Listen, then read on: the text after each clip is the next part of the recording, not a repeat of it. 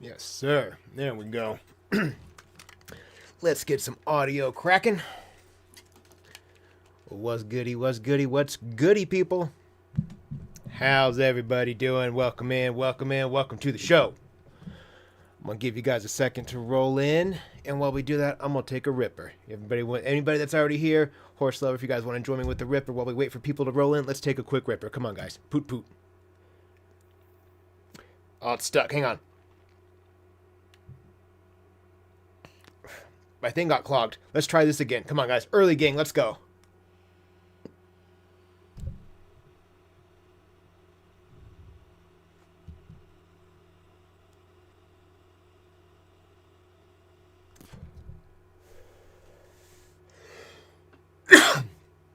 Great way to start our Monday morning. Yes, sir. Oh, no. We got you in spirit, dog. We got you in spirit. Excuse me. I understand there's people that can't smoke, and if you can't, you can't. For whatever reason, that's fine. Excuse me. We got you in spirit. Boy. That was my first ripper of the day. Joyce De La Rosa, thank you for the dono. Very much appreciated. Hey, Cholos Prime. How you doing, my friend? Welcome in, welcome in.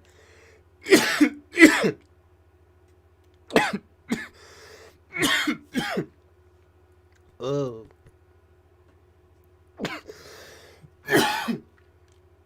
Boy, that one kind of got me. What's up, Turbo? Love to see you here. Love it to see you guys here. Love it, love it, love it. Okay. Keeps, no fucking way, dude.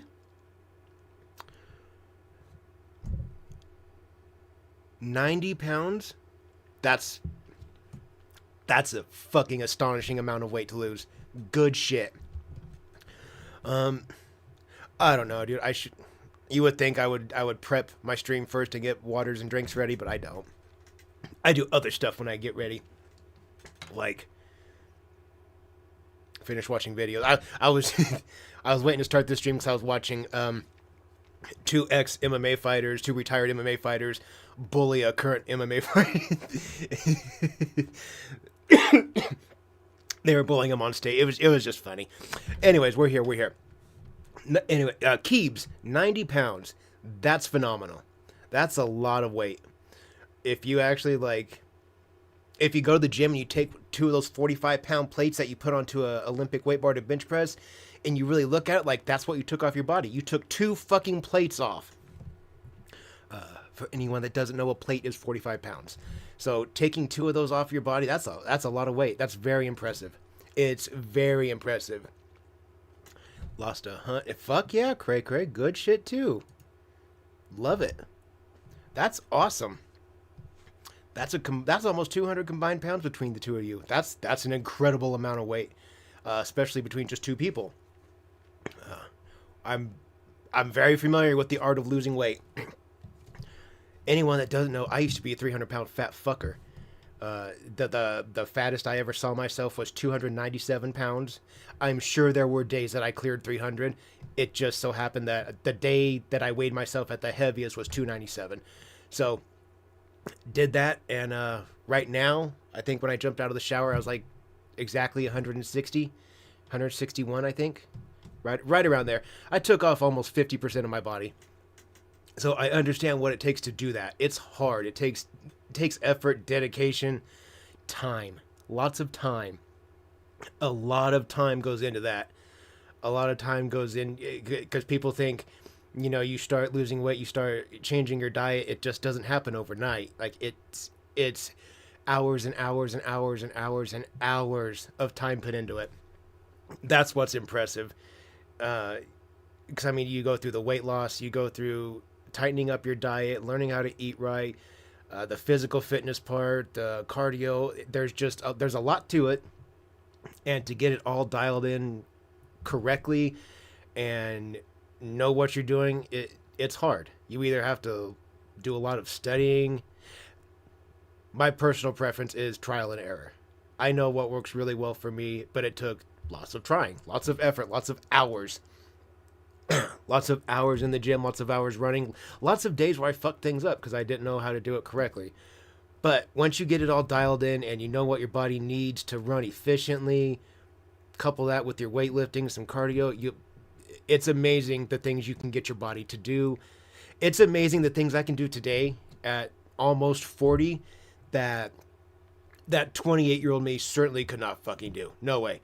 37-year-old me beats the shit out of 25-year-old me all day long. All day long. Yeah, I wasted my 20s. I wasted almost a decade being obese, so I completely understand. I am so very proud of you. Anyone you guys that are losing weight like that, keep that shit up. And don't ever, there's one thing I've noticed a lot of people do this, myself included. For example, let's say you start at 300 pounds and you tell yourself, you know what? I'll get down to 200 and I'll look awesome. And you do. You get down there and you're like, okay, I'm looking great. Let me get to 85. Go down to 185 and you're like, okay, I'm looking awesome. I think I'm good here. I feel comfortable. But every time you get that goal, you're like, dude, I just got down to 185. Why? Maybe let's try for like 175. And then you do that and you hit it and you're like, well, if I could do this, why can't I do 155? And you do that and I never in my life thought that as an adult I would be back to 160 pounds. I never thought that I would weigh this. I never thought that you would be able to see abdominal muscles or oblique muscles in me ever again. I thought once I left the age of 19, I thought that was done. I thought being fit was gone. I was never ever going to see muscles ever again. But if you can dedicate yourself to it, you can do whatever the fuck you want. You can make your body be what you want it to be. You can make it impressive. Again, I'm far more physically impressive and imposing now at 37 than I ever was at 25 or 28 or whatever. I'm loving my 30s. This has been the best decade of my life so far. I fucking love it. Not to take all the attention to myself, but all you guys that are losing weight, fuck yes. Keep it up. Keep it up. I know how hard it is, so keep that shit up. Keep that shit up. Love it, love it, love it. Past loss. Which way I walk over? 30,000. Goddamn. 30,000 steps a day. I don't know how many steps I walk in a day, but 30,000 sounds like a lot.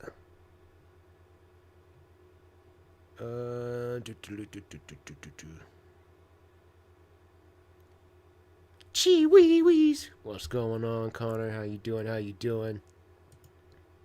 I got you. I've heard of people having trouble getting bigger. And that blows my mind when people are like, man, I can't get up to 190 pounds. I'm stuck at 72. Like, how? How the fuck are you stuck going this direction? I got stuck going this way, and it was a fucking struggle to go this way. And then, yeah, Pioneer, you, other people like, dude, I can't put the weight. Like, how? How the fuck can you not put it on? It seems so backwards to me because, like, give me a couple of cupcakes, and I'll go put 5 pounds on right now. One time I ate a spicy chicken sandwich from KFC and I gained 2.1 pounds. I don't think a chicken sandwich weighs 2 pounds, but whatever, I did. Holy shit, dude, you're 5'11"? You're way taller than me. Man, you must have a high metabolism. Super active. That could explain a lot. Some people do. I don't know, dude.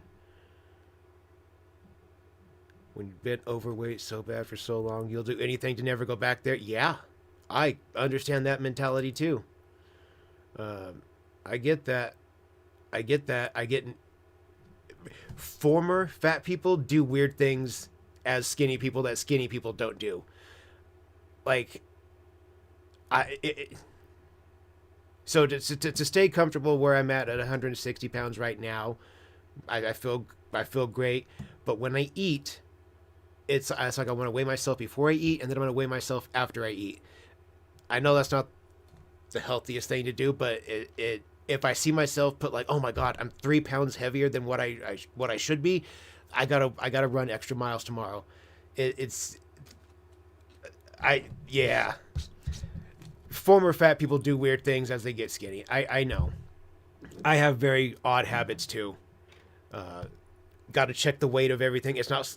I think about calories and fat and all that stuff, but I also think about the actual overall weight of the food. I see it like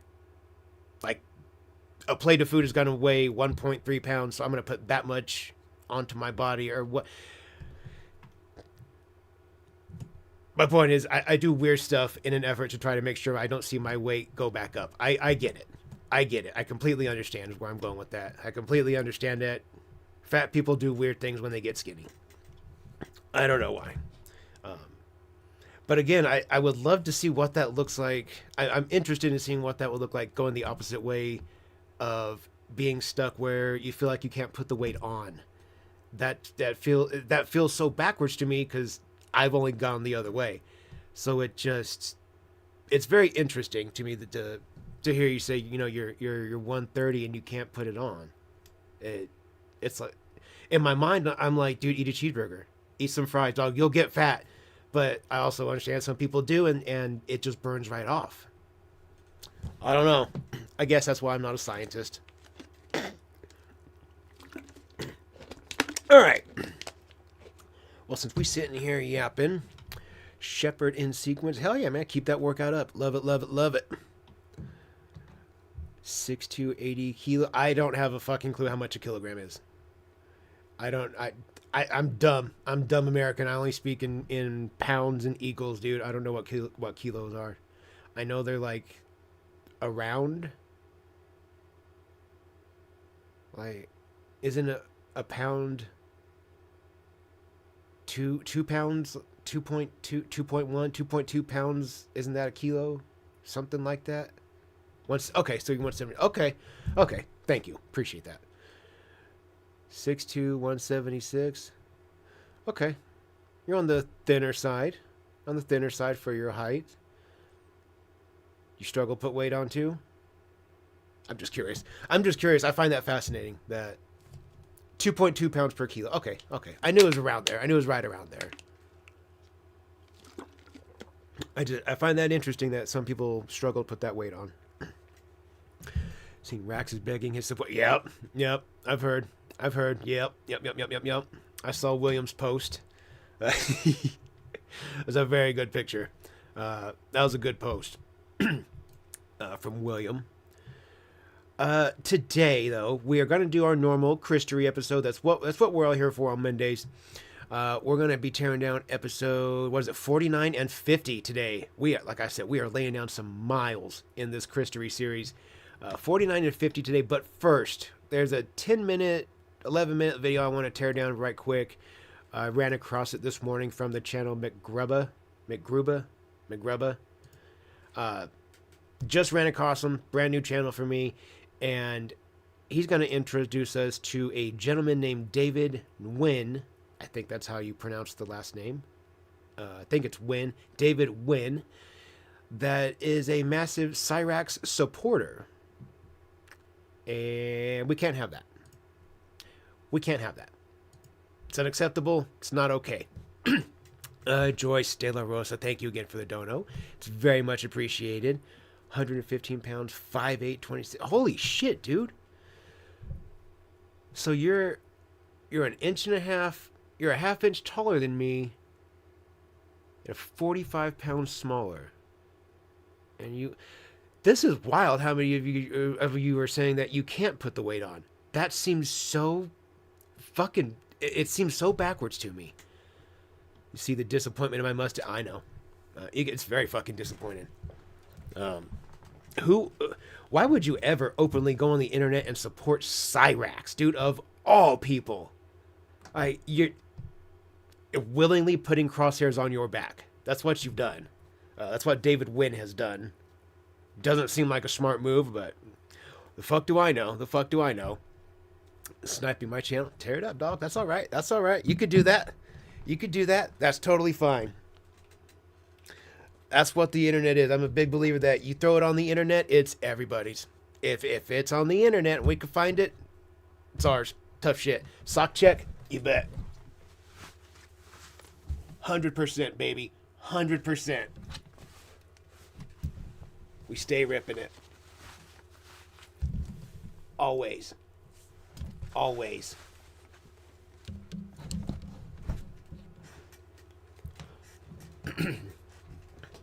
Always stay on that sock check. Never get caught lacking again. Never. Berwyn, you got a membership? Hell yeah. Love it. Love it. Love to see it. Love to see it. Love those memberships. Those are fun. There we go. Socks on full speed ahead. Yes, sir. Yes, sir. I do too, dude. I like these socks. They're very comfortable. They're very comfortable. They're nice and thick, and I love them. My wife says I'm really embracing my cholo-ness. So, I mean, all right. Let's go ahead, take one more ripper, and then we'll tear down this first video. Let's learn a little bit about this David Wynn. Again, why would you ever openly do this? If you were gonna, why would you show the world you're doing this? Why would you do that? That's very dumb. It's just a very dumb decision. I don't know. We had.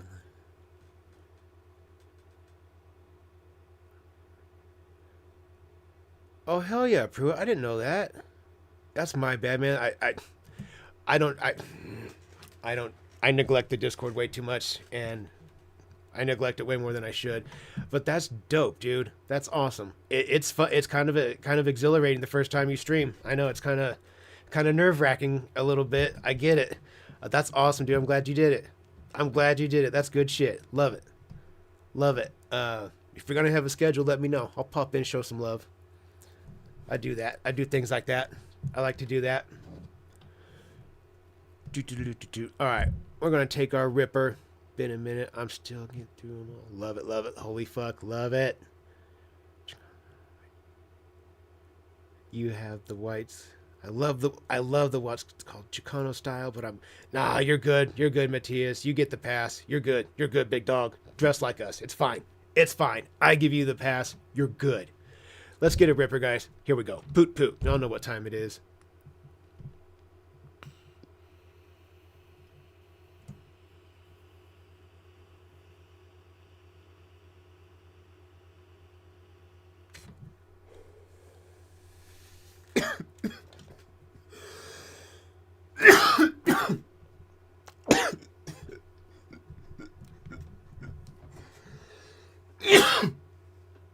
I got you, Akuma. I got you. I think you told me that before, and I was supposed to. I'm awful with the Discord.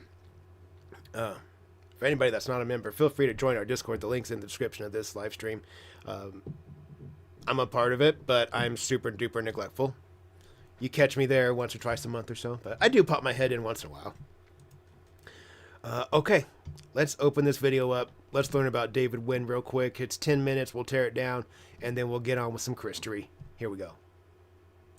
Chance Wilkins, a well-documented lolcow PDF file someone near nobody would ever want to align themselves with. One man, as it would seem, would believe that not to be the case.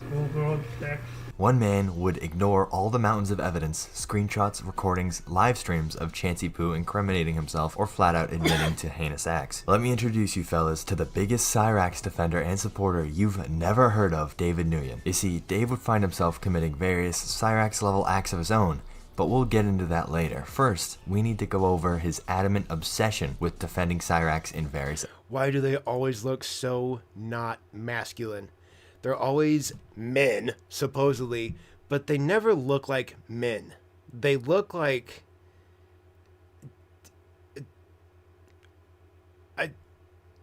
I don't know. They don't look like a man, though. I don't feel like this dude and I are the same species. I don't feel like we belong in the same category. I don't know. Just ambiguous, I guess. Ambiguously gendered, I guess is what you would call this sort of guy here.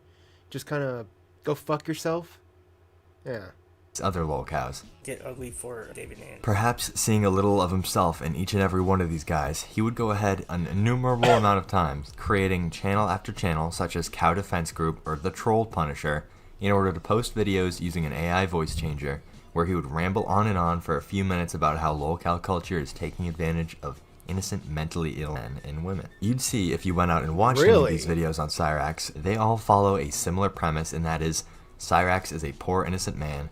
I believe all his trolls are frauds, yada yada yada. Of course, a poor innocent man that wants to fuck little girls, but sure, totally. Within every channel or video, he claims a different name, maybe uses a slightly different AI voice or voice changer, but every video ends up with the same speaking pattern, making similar points, and end up getting referenced one way or another on his main Twitter. David would foster this huge hatred toward his best buddy Cyraxx detractors, clearly displayed here with channel names like William Gloryhole Sucks. A more concerning issue here is the meeting Cyraxx online or even in person starts to become less of a small possibility and starts to creep closer and closer to becoming a reality. You see, the major reason why I believe it's perfectly reasonable to believe David is capable of interacting with and more directly supporting the Goblin is because he's crawled that much closer to him with the following interactions with Tibbs TV, yet another lolcow who found himself gaming with and talking with Chance on the regular some time ago. The first utterings of their interaction came with these Twitter posts reading, "Most of these trolls have skeletons of their own, and this one cow is an expert at pulling those skeletons out of the trolls' closets." That one particular term, referencing skeletons being in the closet of trolls, is a term Tibbs TV would make time and time again on his own various channels and daily streams, where he's constantly making claims of his detractors and trolls all being PDF files themselves. David would also say, he'll be teaming up with a cow to take down this culture, and it's not the guy from Akron. It's someone else who I'll be joining forces with. Yet again, referencing the Goblin on 339 Lloyd Street.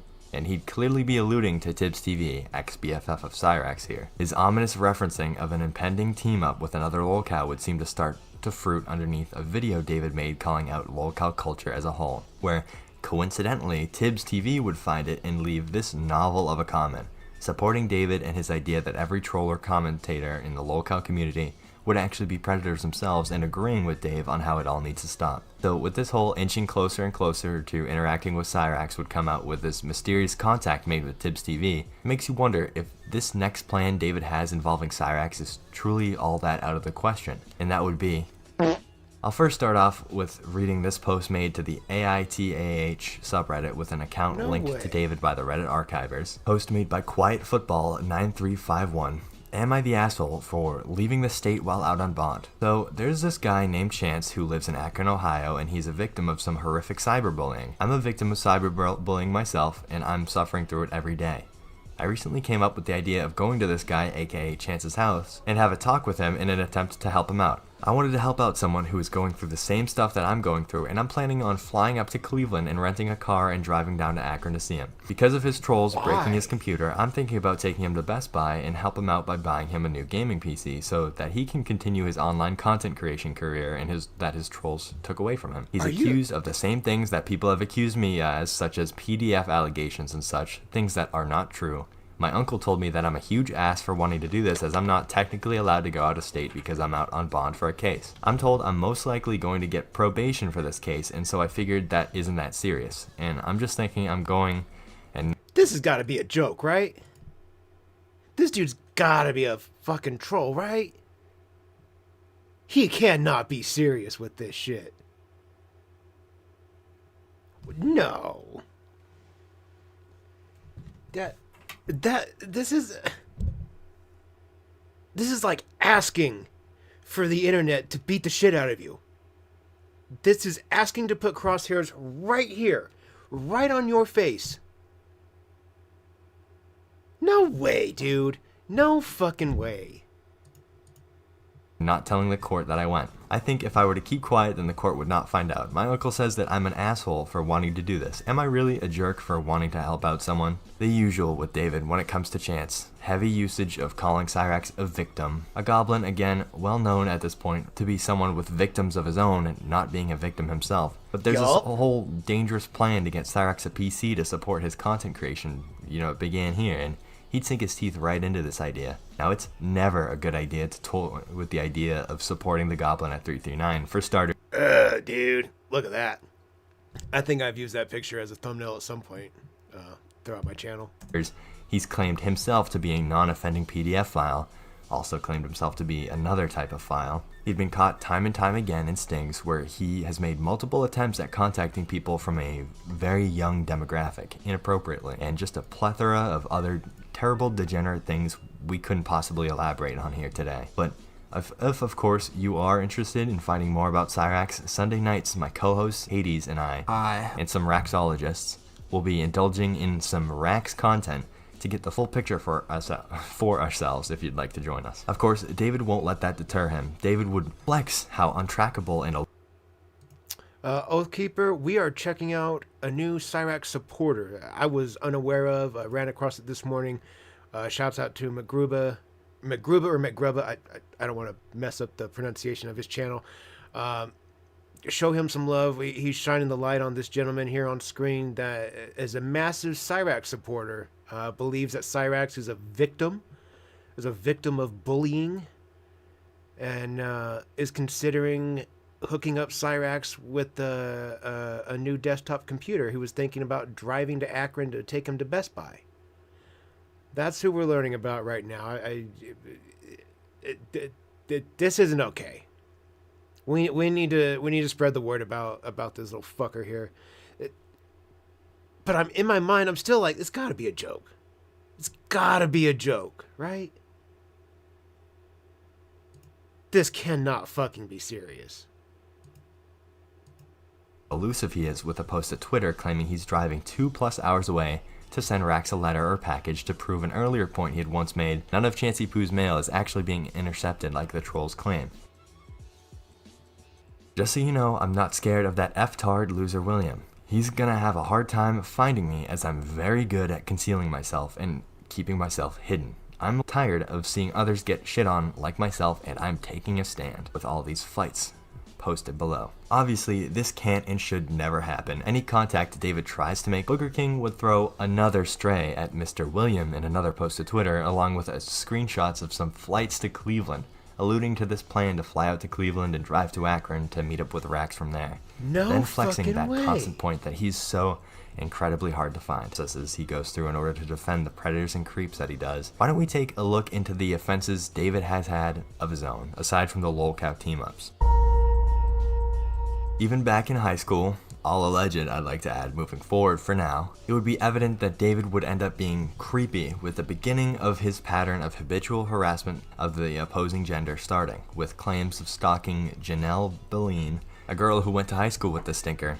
She would claim that he used to stalk her, even claiming it got to the point of it being so bad that he had to spend a good portion of that year. Oh, I want to read that. I'm so sorry, Katie, you have to experience this. He was my stalker, and he was stalking my friend too. We have reported him back in mid-2000s. I can't remember, but I went to high school with him. I'm so sorry for all this. I only found you because he posted you on his YouTube, Facebook, and Twitter, you and another girl. I notice he is off, thinking he is one of the special kids, but clearly I did not know anything about this. Out of context, I don't understand a shit bit of that. But even claiming it got to the point of it being so bad that he had to spend a good portion of that year in an alternative school, only to return and apparently continue to freak out girls in his high school. This, of course, I had to go to an alternative school, but I had to go because I was a drug addict that got kicked out of regular high school. Coming to light after someone came across the David archive over on Reddit and had made a claim about this all transpiring. That stalking where this would cause so many problems for her and around her that a venue would ban her just to keep David from showing up there again. That unfortunately would only be the beginnings of his degenerate behavior though, when he would eventually meet Sam, with Sam being 16 and Dave 21 at the time of their meeting. Someone Dave would consider a close friend for a while. David would receive all sorts of attention from him. He would use this attention to take advantage of Sam though, constantly being bought things by him. Staying at his place when he had no behavior would allegedly continue into his adulthood, with multiple other instances of it being documented, with one such notable case being of a smaller singer/performer David would follow around and harass. Doesn't seem to get along with.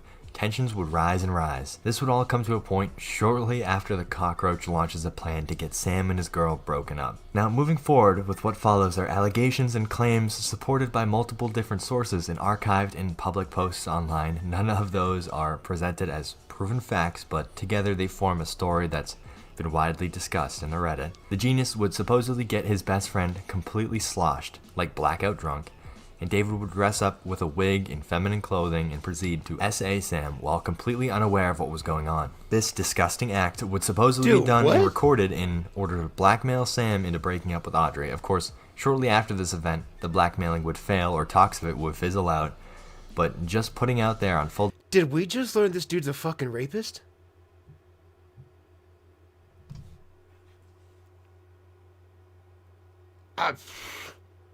This is not what I was expecting today, dude. Is that Magruba? Hey, I hope I pronounced that correctly, Magruba. Shouts out to your channel, dude. This really good video. What the fuck? What the fuck, dude? I had no idea this dude existed. This is fucking nuts. Display the type of behavior that this man gets up to. It's awful. Aside from the disgusting nature of that alleged incident, cross-dressing also isn't out of the ordinary for our antagonist, though, because when he isn't making channels defending other PDF files and lolcows, he's making little lip-syncing videos / dance videos, cross-dressing, and even duetting himself in this one clip, one in drag and one not. Now, he spends the rest of his time constantly on the internet posting hundreds of times a day to Twitter and creating god-awful short films, with one having a very worrisome scene in which he talked about with his friends where an ex, who wasn't really an ex but a girl he was stalking and obsessed with, was brutally unalived, as he put it. I'll go ahead and read for you fellas too, just to get more into the head of this creature. So I did some things that my friends are now questioning me and calling me a psycho over it. I was working on a new film and it was a gritty detective crime story film. It was based on a crime thriller film from a decade ago that I really liked. In the original film, there was a lady who was taken while jogging in the middle of the night, and they found her 5 days later in a lake or pond. I wrote the script for this like over a year ago when I was upset over my ex, and so I depicted some really gruesome scenes for her off-screen character. I portrayed that she was taken like the original character, but I portrayed it as she was unalived and found scattered in a dozen pieces, like some at the lake and the other by I-65. Moving down, he said it was over-the-top gruesome, and what I did counts as me being a psychotic jerk, is what his friends were saying about him. Delving deeper and deeper into the story that is David. That sounds very fucking worrisome. I feel like this kid is, or this guy is giving a very, very fucking clear red flags. Obviously, if he's a fucking rapist.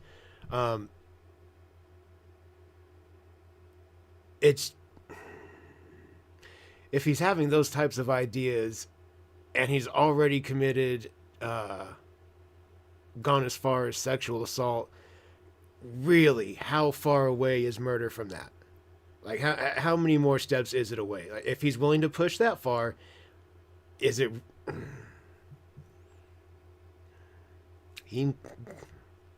I saw it in chat, wood chipper. That's where he belongs. Fucking wood chipper. That's the answer. Wood chipper. David Nguyen, the Cyraxx supporting, woman scaring, predator that, you know, can't seem to help but continue to post daily and constantly to the internet. You'll just continue to be disgusted by the way he acts and the things he posts online. If you fellas enjoyed this video and want to learn more about David or other people like him, don't be scared to become a grubba and subscribe. Maybe like the video too. You know we smashed that like button, my dude. You know we smashed it. If you want more on David. Or maybe if this video was really that awesome, to join us and become a pure grub and gain access to some of the behind the scenes videos coming out along with these impeccable emotes. I just want to thank you guys for making it all the way through for this video and give a special thanks to the very first pure grub member of the channel, Rockets and Hot Rods 9022. Anywho, later grubbas. Hell yeah, Grubba. We appreciate you, dude. Appreciate your channel. Oh, dude, you got all sorts of stuff going on. We're gonna definitely be visiting your channel a lot more often. We'll have to check out what you got going on, my dude. We appreciate you, my Grubba. Appreciate that video.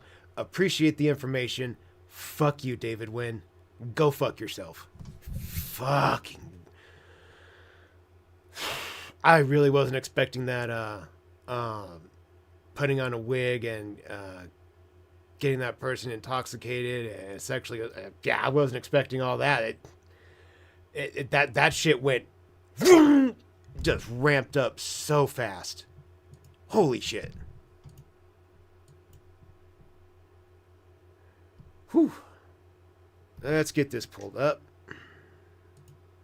Again, McGrubba, we appreciate you, dude. That was man, really well put together. Really well put together. Really good edit. Good shit. Good shit. Yeah, we're definitely going to visit your channel a lot more often. That was really good. At the end of my life, I'm trying to figure this out. How do you listen to stuff in the room without it echoing in my mic? It will help with one of these guys. This will help kill some noise. What kind of mic do you have? Do you have the same Yeti mic? How do you listen without it echoing in your mic? Now I think about it, there's really no other noise in my room going on. All the noise goes through my headset. There's really not a whole lot to that I do have echo into the mic.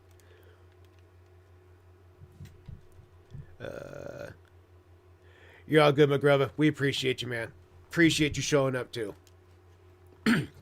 Shouts out to McGrubba. Make sure you guys go check out that channel. Give him a like and subscribe.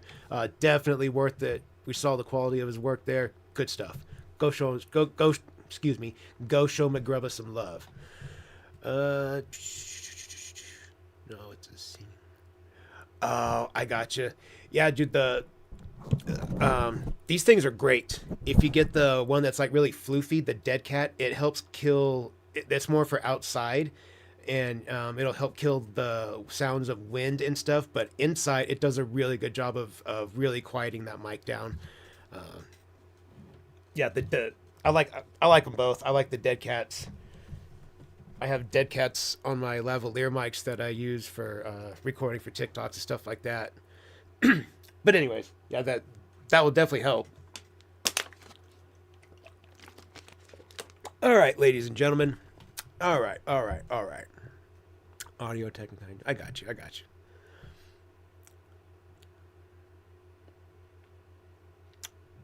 Want to hit me with that sock check? We can do a sock check. I got you. I've been sock checked. Bang. Always. Stay on top of it. I don't know where Mimion is. I haven't seen that fucker in like 2 streams. He's usually the one that hits me with the sock check. I don't know where he's been. The fucker. That fucker. Oh, look at me laying in the field of flowers. I like to look at all the things on my desk like this is worth more than Rax's whole life. I got you, dude. Yeah. Everything here on my desk right now is worth more than Rax's life. The laptop, microphone, the filters, my external hard drive, even my Anchor and the mouse for my laptop. I have a pimped out. Like, my laptop is kind of like a pimped out Honda Civic. It's got all the cool shit attached to it to the fucking shit box. Pimped out Honda Civic of computers here. But even the Anchor and my mouse, they're like $35. They're worth way more than Rax. Plus, it's all set up on this shitty plastic table. How annoying, right? That's real irritating. I know that's annoying. That's what happens when you have a shitty plastic hollow desk. I went looking at desks Saturday, though. We did go Saturday, and probably just going to have to fucking bite the bullet and get one. It would, at the very least, eliminate these little stupid noises. All right, ladies and gentlemen. Next up, we're going to tear down what we're all here for. We're going to jump into our episodes of Christory. Shouts out to Geno Samuel 2.1 for putting this 85-part series together. Holy shit, we're doing part 49 and 50 today. We're tearing these videos down. We are laying down some miles learning about Chris Chan. And the fun thing is, when we get done with the Geno Samuel 85-part series, there's so many other good videos out there. There's still plenty of shit to watch. Honestly, we'll probably stop in at Rogue Internet Man's channel quite often because he's got a lot of really interesting... He reads the Quickie. Really well done. I really like Rogue Internet Man's channel. I don't know if you guys ever check him out, but I like popping in over there. I like his videos. Anyways, we're going to jump on into this 85-part series. Shouts out to Geno Samuel. For anybody that didn't know, anybody that's new to this, we started doing Geno Samuel's 85-part series on Chris Chan. I started doing it in video form, covered like 37 episodes, got away from it, and decided we would start over back at episode 1 here on stream, and that's what we're doing today. We've been doing Mondays, our Christory day, and we are at episode 49 and 50 today. That's where we're at. Like I said, we're laying down miles in Chris Chan history. We've all come so far and learned so much. All that being said, let's enough with the yapping. Let's get ourselves a Ripper. Let's get this shit show on the road. Poot poot, let's go.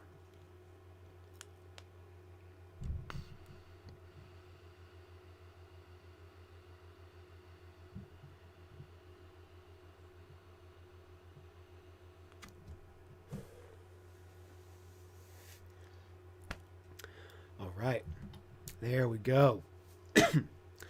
Let's get started.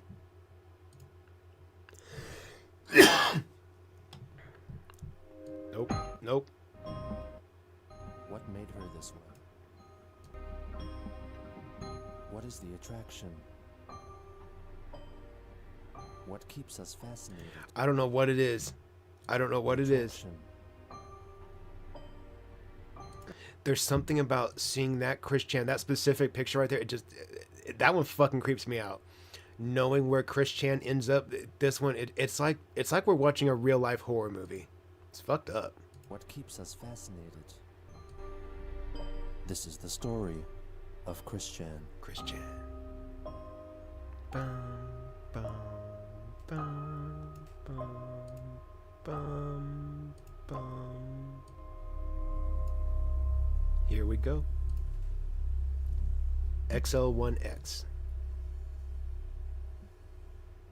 On February 28th, 2016, Christine made a YouTube video to commemorate Pokemon Day. I know it's a day late and $1 short, but happy Pokemon Day. It was yesterday on February 27th. National Pokemon Day, apparently, or so it's called, as it came out to be in Japan, in Japan at least. Anyway, because it inspired Cyraxx and Roshi, we are definitely honoring that a little bit. I mean, in 4 years' time, it will be Sonichu's 20th anniversary, very much as well. It'll be his anniversary very much as well. Okay. Everybody would, as those who actually know that well enough to be. Regardless of Sonic being a combination Sonic and Pikachu on that note, on the originality, but it's inspired by, not copying, inspired. Sure. Because, you know, aside from the origin story, of which is still going on strong and undisputed, and whatnot and everything, Who would dispute it? we have our You own made it up. different stories between either which. I mean, Sanchi and Roshi, they actually end up getting married and having children. And they still protect the city of Quickville, Virginia, from the forces of evil who want to make true love and sweet emotions illegal so that everybody would be unhappy. That's... yeah. As we have gotten the impressions that it might be illegal in Virginia, for one person at least throughout my life, that's what's inspired the story. And possibly a little bit of Sarah Moon in that too, but that's a whole different territory. So, yep, happy anniversary Pokemon. And thank everybody for their continued support in my things and everything. Have a great and happy and safe day. Thank you. Darn. Chris looks like she smells like shit right there. There's just... Where's it at? Thank you. I just feel like Chris slept in this shirt. Probably wore it all day the day before. Slept in it the day before. I feel like it fucking stinks. Ugh. Darn. Also on that day, she made a post on Facebook regarding her request for a new PlayStation 4. I have a short announcement I feel need to get off of my breasts about the PS4 for Quickfill Shopping Store credit on the voucher, alright? I wish I could offer something unique for a PS4, but the facts are, aside from new book pages, I'm not psychic or a mind reader. I offered the voucher because then, depending on what the person wants to choose from the store, That is unique, as she can get the specific figures they want, and/or books, and/or medallions, commissions, whatever. I feel just flabbergasted and disappointed in that those of you all who do not understand and appreciate fully the opportunity to have such a unique shopping experience that I can offer, for a give or take about $100 plus or minus difference. OMG! On March 7th, Christine announced that a certain Miss Cagney Moore had purchased for her a new PlayStation 4, with a blue controller and a PlayStation camera. She also allegedly had already redeemed her voucher for Chris's Etsy store, and her purchases would be ready for her within the next couple of months. Chris also... Wait a minute. Does this feel like we've seen this specific episode? Have we... I know...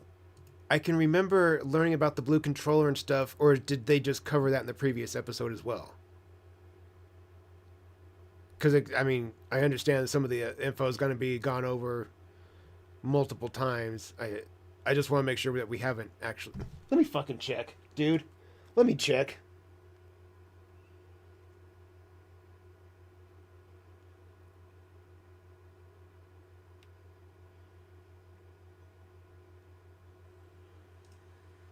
We did...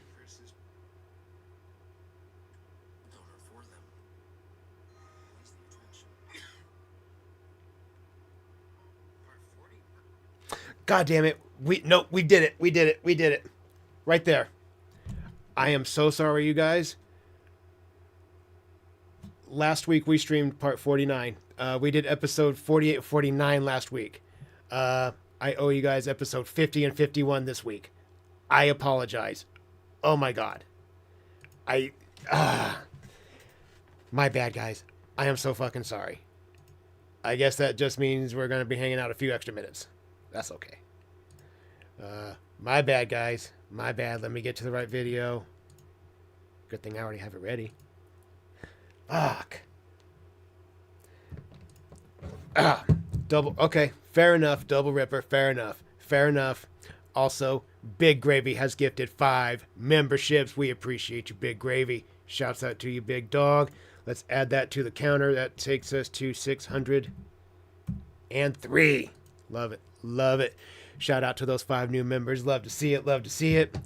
Again, my apologies for that, ladies and gentlemen.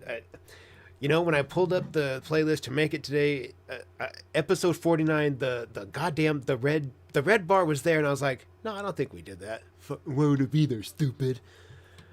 Anyways, let me do 51 down there. No, I'll have to go get 51. Okay, that's okay. We'll get 51. Let's get it.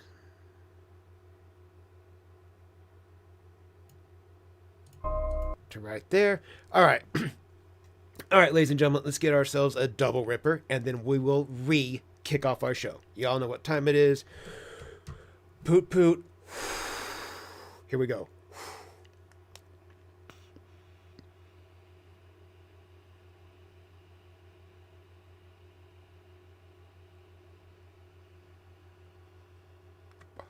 What?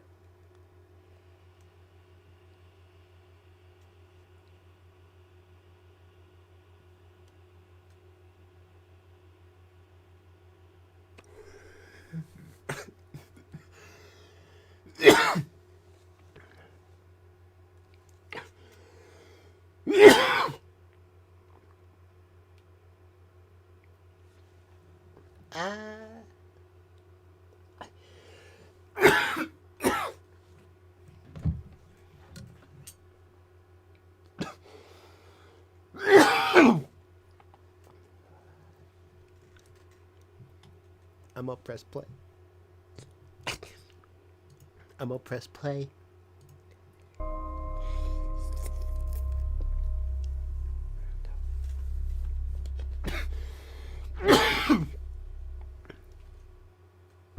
On April 13th, 2016, Christine left a comment on one of the binaural beat YouTube videos, which she had been watching in the hopes of hastening her transformation into a true female. She asked the makers if upon transformation of testes to ovaries, would her ovaries contain new eggs, or would her remaining sperm be transformed into the eggs? She then asked if they could produce a frequency which would stimulate the production of eggs in her ovaries.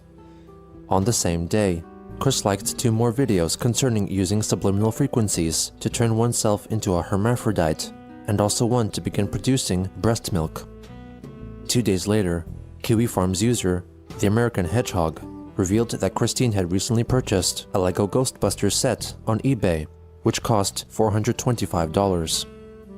On April 16th, she live-streamed a special announcement on YouTube concerning the supposed establishment of a new company.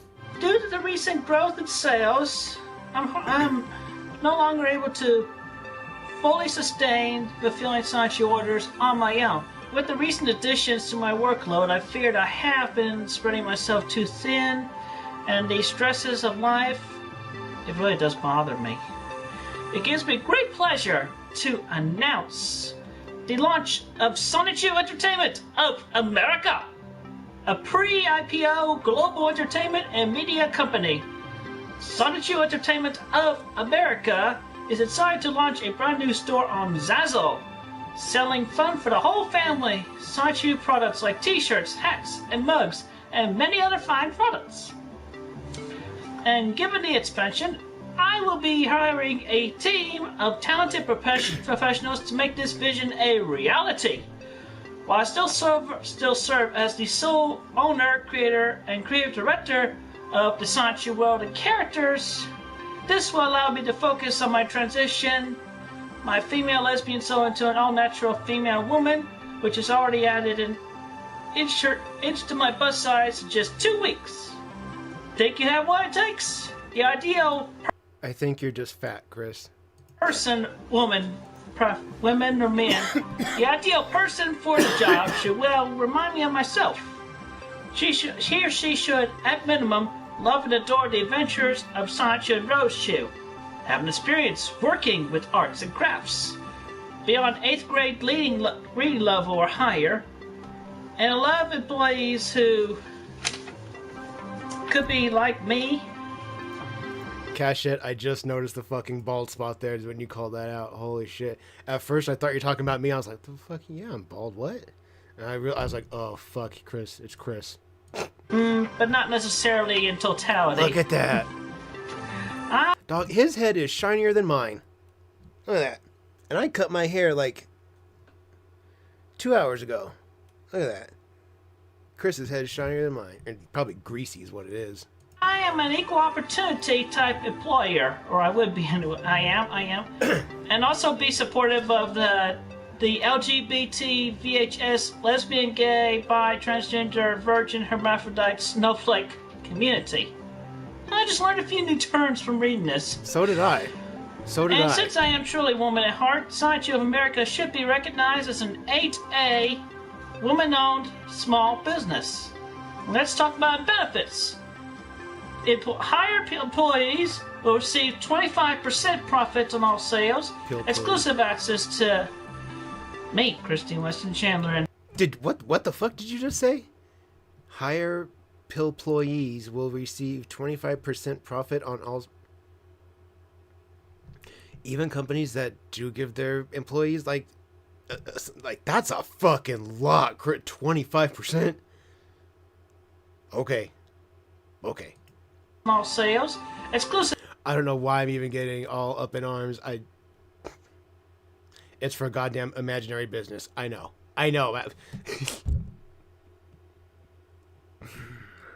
Oh, fuck.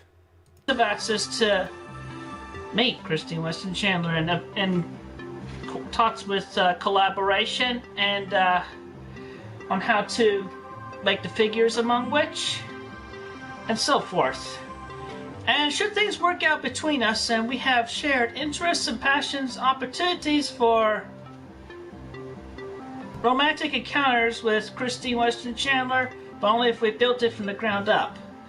But let's talk about more on the open position. Hedgehogs and Hedgehog fans.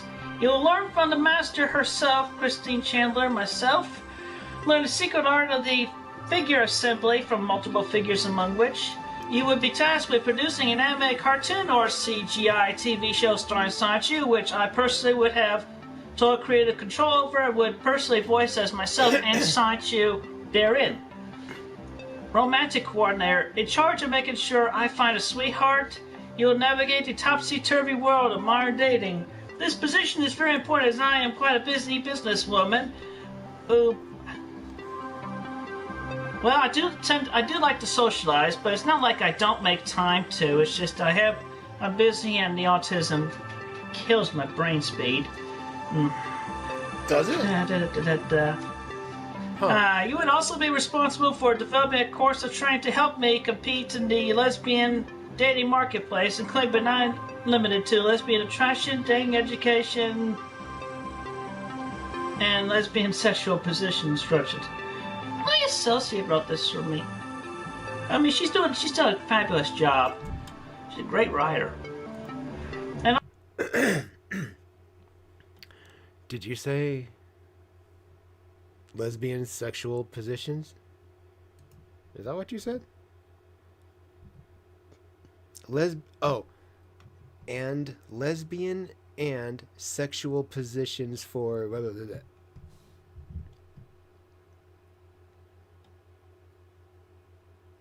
Okay. I don't know if that should necessarily be on the curriculum, but okay. Sexual position instructions. My associate wrote this for me. Who? Chris? I mean, she's done a fabulous job. Who? What associate? A great writer. You're not paying your associate nearly enough. Also, bodyguards, preferably fit in shape female badasses, La Femme Nikitas, as public figure often... Are you... Chris, did you just unlock a fucking memory from my childhood that I didn't know was sitting there when you... La Femme Nikita? Where do I know that from? Is that a show? Oh my god, I remember that. Old movie. La Femme Nikita.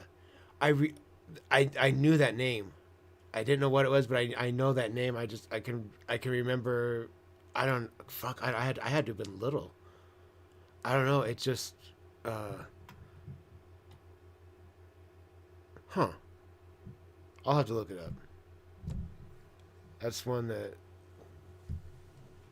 La Femme Nikita. Milan. I don't know why that threw me so off guard, or caught me so off guard, but it did. I think I'm fucking ripped, honestly. Maligned. Maligned. By some of the internet's most... What did you say? Malig?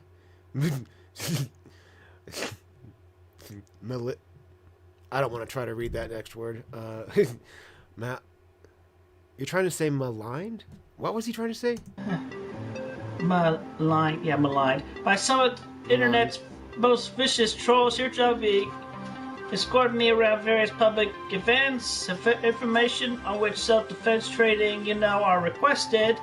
Karate, kung fu, Taekwondo, rape, aggression, defense, and other female-oriented... What?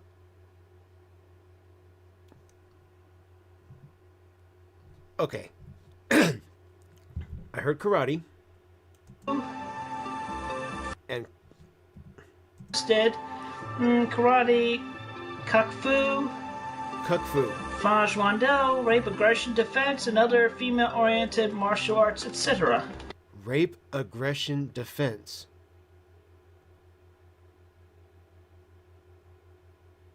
What in the fuck is going on in Quickville, Chris? Sanchu and I have had many adventures over the last 16 years. I feel very concerned for the citizens of Quickville. I don't feel like they're safe. I don't think they were ever safe. But all of a sudden, I feel like I need to be worried about them. And many ups and downs with the stresses and difficulties in life. But together, let's make Sonichu and Rosechu great again. Dude, what? And that's the big announcement. Thank you very much. And also, I'll leave you all with one final bit of thought that I came up with. In regards to autism, pretty much, and how I feel about it. I have found further that autism is definitely that thing that makes the brain shut off. I've mentioned that before, but here, you can quote me on this, make this a meme, put a image of the autism jigsaw puzzle right in the middle and do the letters above and over it in that font. I quote, "Autism is a bulky 150 plus gigabyte virus that takes bytes to terabytes out of the 2.5 million gigabytes in our biological computers' brains and slow down our processors very badly."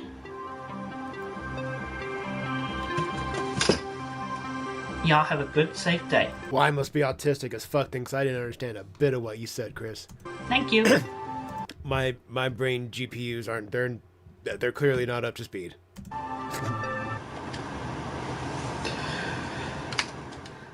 After 8 days of silence, she live-streamed a short plea on YouTube for donations. I'm kind of feeling frazzled right now. Just my brain, but anyway. Yeah, we need some more money. Seriously, donations, please. I mean, yeah, call it part of the donation drive, if you will, but push comes to shove. Something definitely came up recently beyond my control, and I just need I just need a few donations, please. Please help. I'll put the link underneath this video, but please. Do you not feel gross doing that, Chris? Please give me money. Ew. Ew. Don't do that. Don't fucking do that. Send me a donation, like, you Look how fucking fat you are, Chris. know, maybe 10, 20 bucks, please.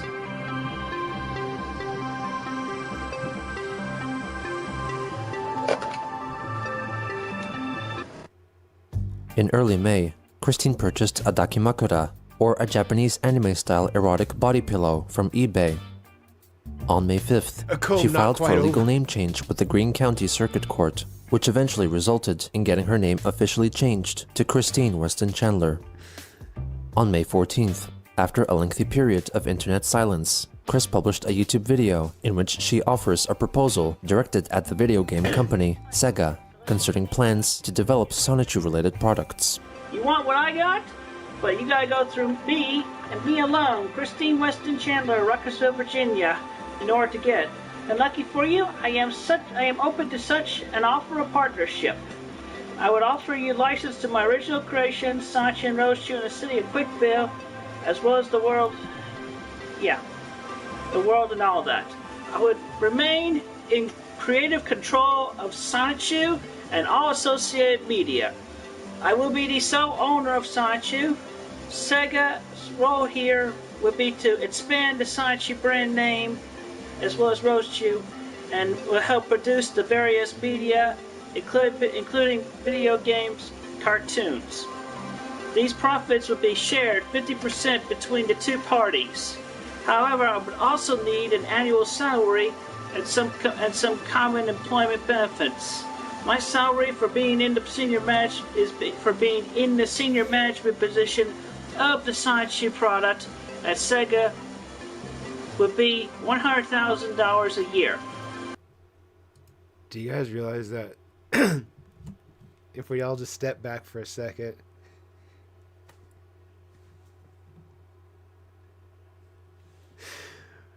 we're all just sitting here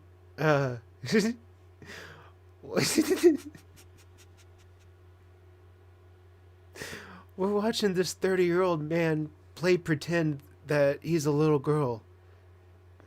That's all. We're just watching him play pretend. Fuck. You know, if somebody were not familiar with locales and what they are, this would look so fucking insane. What, just fucking every week watching this guy play pretend in his household.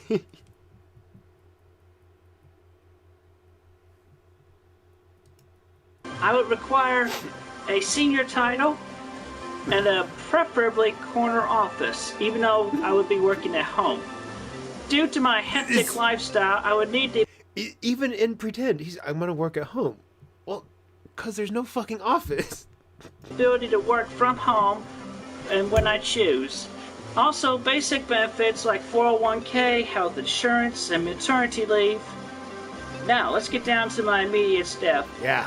Due to the normal stresses of everyday life and then some, and since Sideshoe is not my only responsibility in my life, I require a secretary to handle administrative duties beneath my pay grade, and a personal assistant who would assist me with my daily tasks, which would typically include the following: running errands, picking up lunch, breakfast, dinner, pet sitting my dogs when I'm on business travel, getting maintenance on the cars and whatever else required therein, help on taking care of my aging mother, as well as Literally watching him play pretend. It's all I can think about now. complete in-store pickup of items that I would purchase.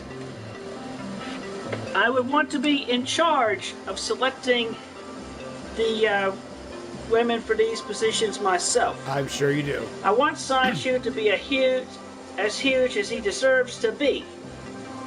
It's about the high time Sideshoe got his own video game so that everyone can live his adventures. I would also like you to use your negotiations with Nintendo to have the cast of Sideshoe, as well as myself, added to the existing Amiibo figure library. I would also need you to help me create several animated Sideshoe products. The first and most important of which would be an American version cartoon series.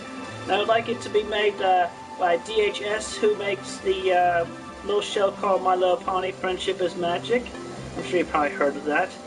And I would personally voice the characters of Sideshoe as well as myself. I would like also to have Era Strong and Monica Rial to voice female characters as well. And I look forward to your immediate prompt reply to my offer. Together, let's make Sideshoe great again. Thank you very much.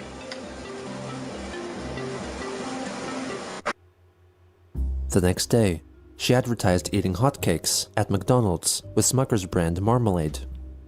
On May 16th, Chris posted an image which reflected her negative opinions concerning the new law passed in California, which prevented transgender people from using public restrooms of their choosing.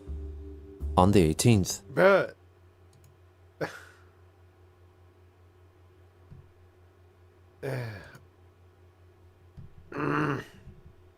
Christine wrote a lengthy post about traditional gender segregation of children. Just an observation and thought for now. With parents and children for decades or so now, the parents tend to keep the boys and girls separated, regardless of age, when it comes to fun things like simple parties and sleepovers.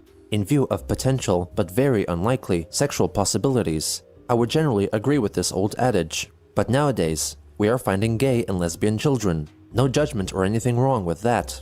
But I tend to wonder how today's parents are considering this when allowing their children out with their friends in field trip groups and summer camps.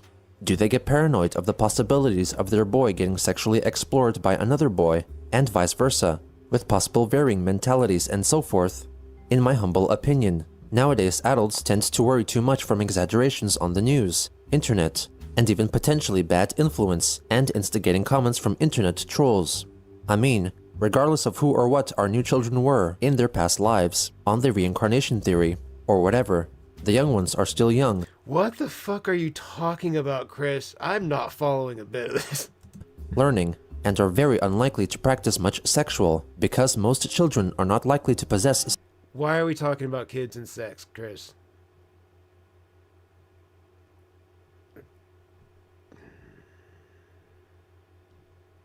Such knowledge, even the most basic of intercourse details. Encouraging privacy and closeness and trust between friends and family are still good and viable. And I feel when it comes to playtimes, camps, sleepovers, and so forth, children are still capable of choosing who they feel make good and trustworthy friends, regardless of gender, and as long as the age range is equal or under 10, or whatever is that rule. As for the old adage, it is okay for restroom— What? And I feel when it comes to the playtimes, camps, sleepovers, children are so capable of choosing who they feel make good and trustworthy friends.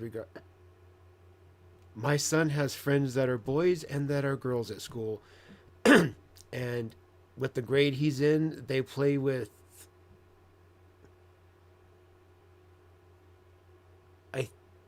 I think his grade plays with third grade. So, yeah, they're... What the fuck are you talking? Because I don't know where the fuck we're going with this. I don't know. I don't know. Maybe I'm just fucked. Maybe I'm the dumb one. Breaks at the least. The best practice to keep in mind when parenting is being the leading guidance of our children, teaching them right from wrong and keeping plain common sense in mind, as well as teaching our children to use their common sense as well in remembering everything they individually learn from life and us all. Yet it's true, nobody can totally protect their children forever, but we can each and all lead them in the right directions towards being happy, self-confident, and finding themselves and fully enjoying their individual lives the way they each choose. On the 23rd, she held another stream in which she encourages monetary donations from fans. This is my waifu. Her name is Naru. We've been together for a few weeks now. Nothing wrong with that. We're still getting to know each other pretty much, and it's all in my head, really. No shit. No shit. It's all in your head, really? Yeah. I would have never guessed that, Chris. I didn't. No shit. It's in your head. Hey, y'all can... It's a fucking pillow, Chris. It's a pillow. Y'all are welcome to share your waifus anytime. Anyway. Nah, I'm good. Thanks. Second half of the month. We need some more donations around here to help out. Get some more food around here. My mom loves to eat bananas. Quite serious about that. And we could do better on food as well. Otherwise we end up just we're not getting everything we need nutritionally, so please donate. Help us once again. Thank you. And yes, later tonight I'll be playing some Uncharted and streaming gameplay. So y'all can look forward to that in a little while. Thank you. Have a good day. Soon after, Chris livestreamed herself playing the video game Uncharted, alongside Naru, the body pillow, or her so-called waifu, coming from the Japanese transliteration of the word wife, commonly used within manga and anime fandoms to refer to individuals' favorite, usually female, characters. Miss Naru.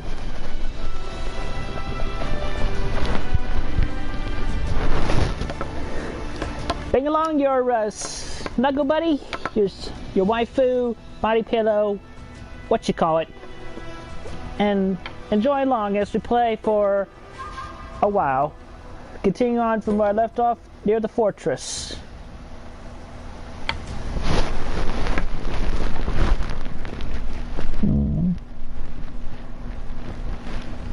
She's irresistible.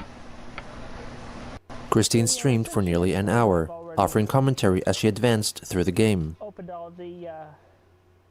On May 25th, she wrote on Facebook that she learned that the donation button on her Etsy page had been disabled, so Chris instead redirected her fans to her YouTube page, where they could donate to her directly through her recently added support button.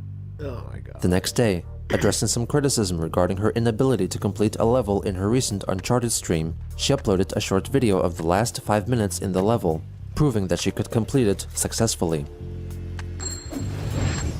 There, I made it out alive. Now give me $5. Towards the end, You fucking kidding me? Now give me $5.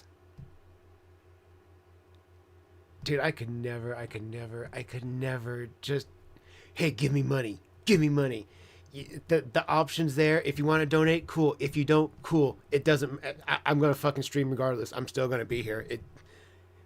That's such a shitty way to go about it. of May, Christine bought a set of Transformers figures on eBay for nearly $100, including shipping. Also at around that time, it appeared that Chris had been still in contact with Sam and Ellen, the troublesome lesbian couple interested in being inseminated by Chris, after sending them her video in which she displays her stock of frozen semen, in addition to a yet unknown video in which she displays her acrobatic sexual prowess. I forgot about that. However, they were then purportedly contacted by a man named Johan, a former gay porn star, who told the lesbian couple of Chris's past misdeeds in an attempt to get them to choose Johan as their sperm contributor instead. On May 28th, angered by Johan, Christine made a YouTube video to explain the situation through the use of Lego minifigures. Hello, ladies and gentlemen on the internet and my Sonic and Roast Street fan base. This is Christine Chandler coming to you live from the room once again, and I'm about to tell you a story that is direct and true upon what happened recently, and it'll be demonstrated through the minifigures. So, my associate has introduced me to a lesbian couple who's looking to have their own little daughters, and I was delighted to be designated as the parent. Earlier that day, was their 3-month second candidate though, which that left me feeling sad. But he didn't show up, and they liked the video that I sent them demonstrating my sexual prowess. Probably quite the acrobats. So yeah, we were on the online chat room, we were sitting up, we were talking about our meetings, and then comes along the new guy. It was quite intrusive, it was very rude.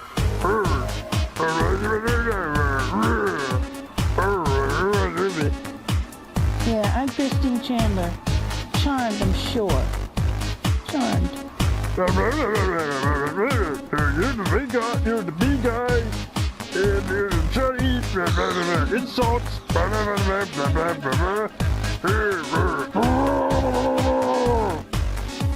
Anyway, we were... How is Chris shaped how he is?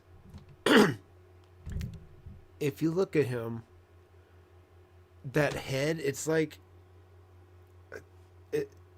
it comes here and then it goes like this. And then there's like this fat that just kind of like folds into his tits, and then his shoulders are just there, like the man made of skin, dude. Ew. I don't know. Fucking man made of skin. So he was attacking me and trying to prove himself mighty and courageous, like Captain Copernicus Quark or somebody dumb like that. Look at me, I'm superior.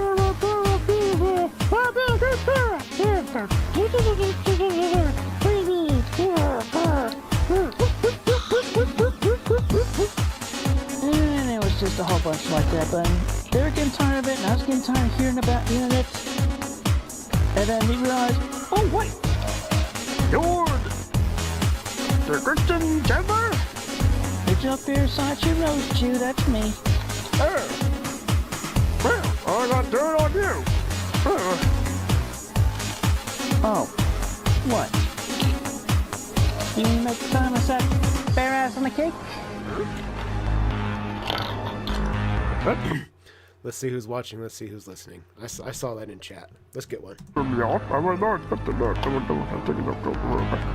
how about the time I took pieces of a medallion and shoved them up my behind? I am human enough to admit and take the blame for the mistakes I made. And he was bringing up the imagery picture of the notorious MEG,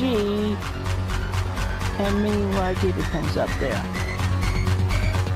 And I was like, oh yeah, that vintage old thing, vintage, so old. I've drawn more since then of my theoretical X's. I mentioned 2 of them by name.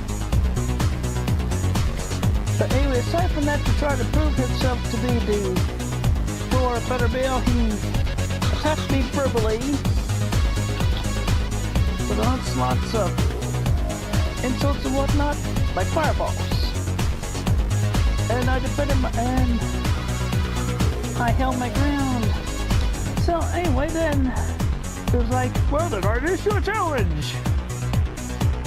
They say, from your video, you're like an acrobat, but I can do so much better eventually. So we each upload video, and the person that gets more votes from the community on the internet wins. And it's like, what? You're not gonna let the girl, you're not gonna let our lay friends have to say in the matter? Yeah, well, you know what? I'm gonna. So anyway, point is, even though this challenge seemed quite pointless and unnecessary and time-consuming, I said, all right, well, let's do it. Let's accept the challenge. And fortunately, I had already made a video for the lesbian couple, which demonstrated quite well my acrobatic sexual prowess that goes yet to be unappreciated, especially since I was self-taught. So anyway, so we all left the chat room and yada yada yada. I talked to my associate, and then a little birdie came in and told me about, dark past about Mr. Johan. That is the perfect description of what we're watching here, Kuma. The slow mental collapse of a damaged individual. Poetic. And that's his name. Johansson. Whereas I like to call him Johan. Here's the dirt. This guy was an ex-gay porn star. Yep, they went on a bail. And that's to say the least. He got fired from one of his movies, and you know why he got fired? Why? He failed the STD test. Apparently, in order to be fired from any porn act, that STD had to be something lethal. Possibly lethal, I'd say something like AIDS. So with that, we'll leave it at that. So with your votes on whether or not who has the better sexual style and activity, ability, there will be a voting page coming up soon.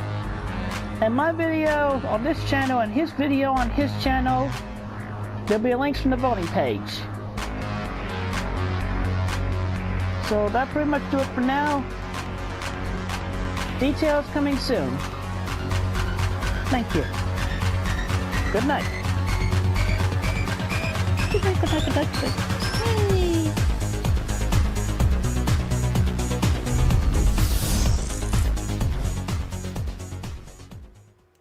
On the final day of May, Chris posted a video regarding the video competition. Once again, and right now it's time to do the thing. Johan has uploaded his video, and mine's up as well. The link to the voting page is right underneath here. Likes and dislikes under each video will not be counted. And the voting tally, gone for like about up to a week or so. It'll be determined when the page is taken down. So, do you want to risk giving my lesbian friends the STD that he has? Or am I better? Or is it better off being me? I feel like it's better being me because I'm honest at the very least, and I'm direct. But anyway, he's the bully. He bullied me in the chat room. Was very rude indeed. So, vote now.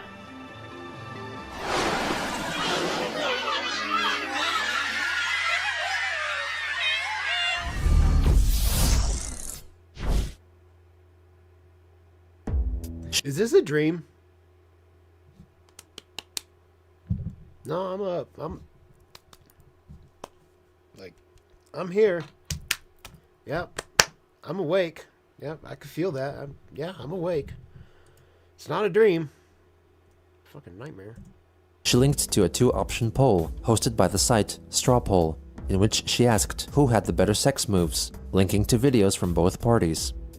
Christine publicly uploaded the video which she had originally sent in private to Sam and Ellen, showing off her skills in sexual intercourse by using an inflatable sex doll.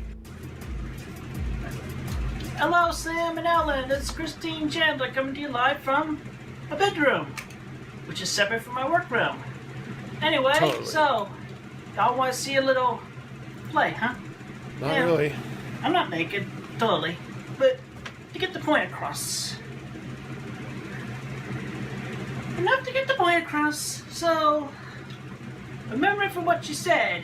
Rule number 1, the foreplay. We make out.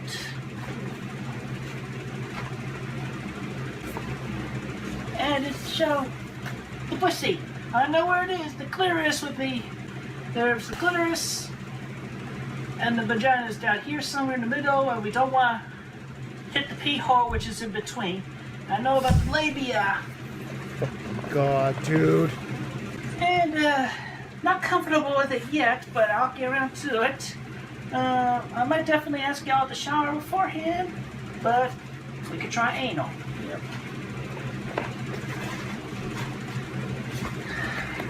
Chris, Yeah, why the... I'll definitely ask y'all to get that bleached. Anyway, aside from What? that, yes, I'm aware of toys. Lack of a vibrator. I did have this one on hand. It's... But it's still wrapped in plastic anyhow. So, so you can tell I never used it. And then, of course, I know about the vibrator to go bzzz.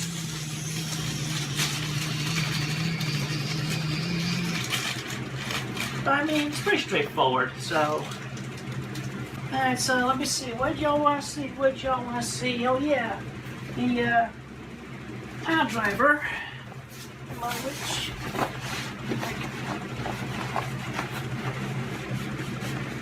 And oh yes, we're trimming.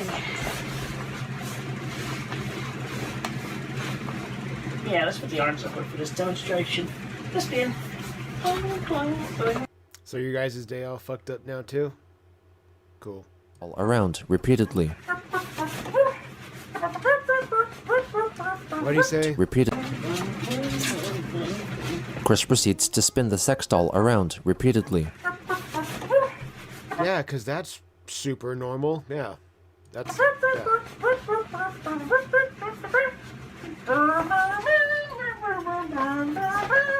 Oh my god, Chris, we get it. We get it. Jesus Christ. This way would be preferred.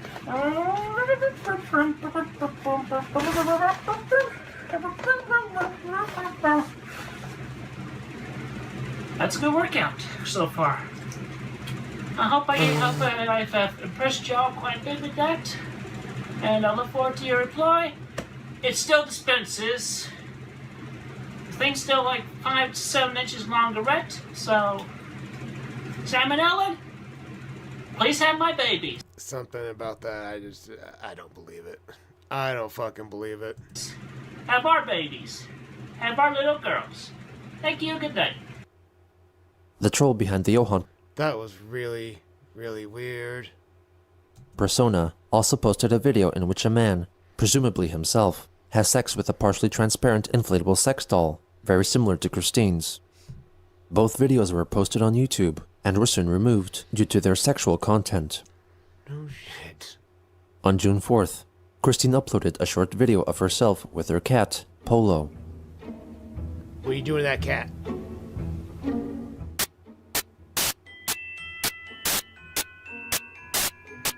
What happened?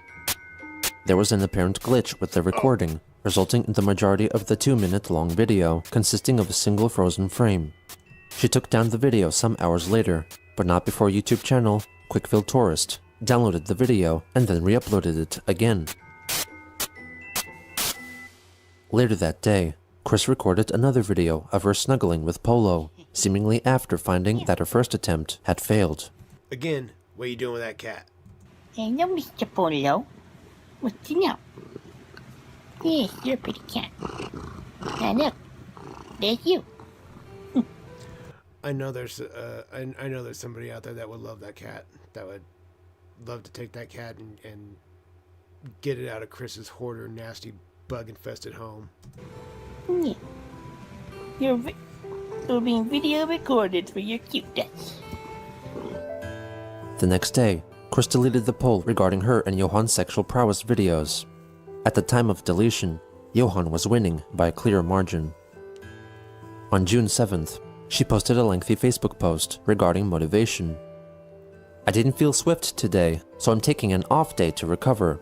And it is not a waste. I have been in a meditative state, self-reflecting and pondering, among which I've realized among my problems is lack of better self-motivation. In my subconscious are all of my fears and stresses. My creations, reputation, and life in general are all still being met with mixed results. The bad half lingers.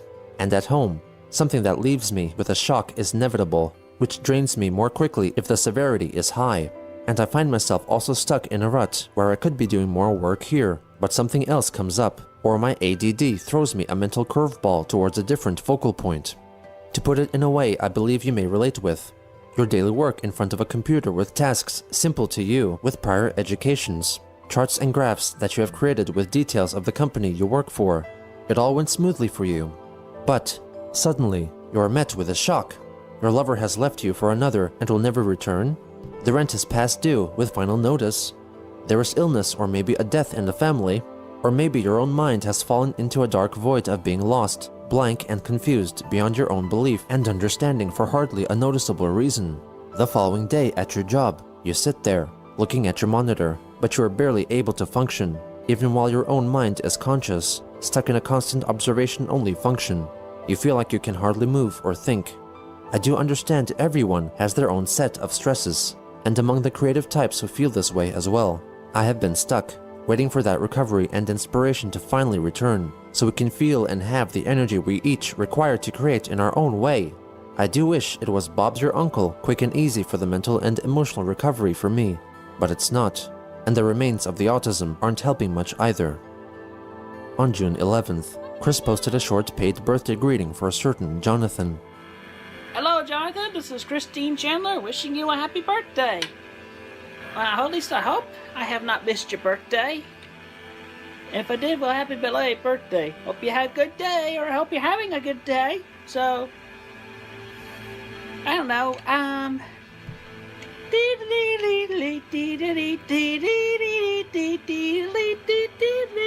Here you go, a happy singing song. I don't know. This is the kind of shit that happens in a live leak video right before a murder happens. Today. See? Whee! Have fun. And now the very next scene, boom, beheading. Happy birthday! Not long after, she made another video announcing that she was putting her Etsy store on vacation, a feature which would notify customers that the creator was not available at the moment to respond to messages or fulfill orders, but would return at a later date.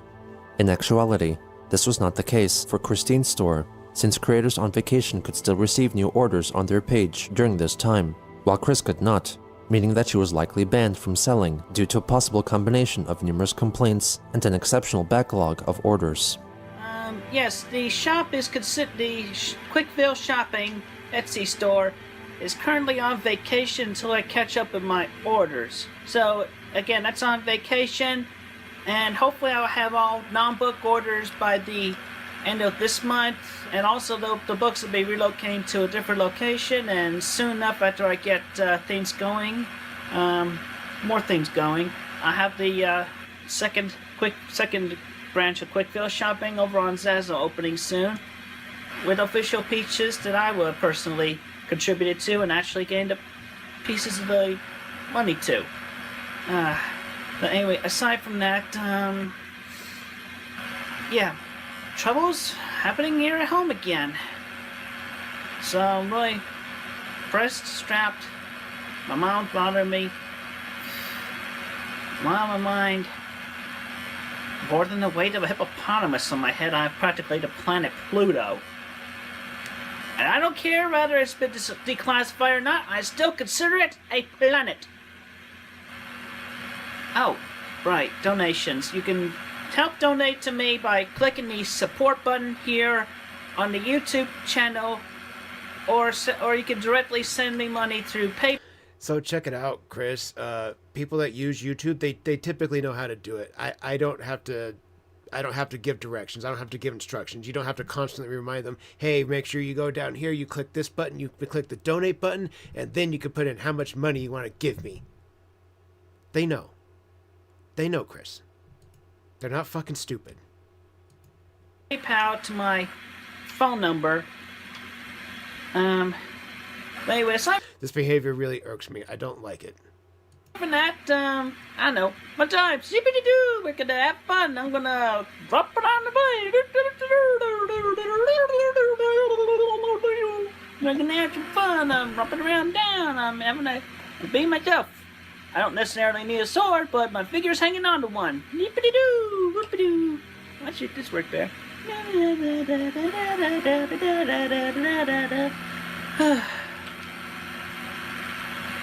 Yep, got too much on my head.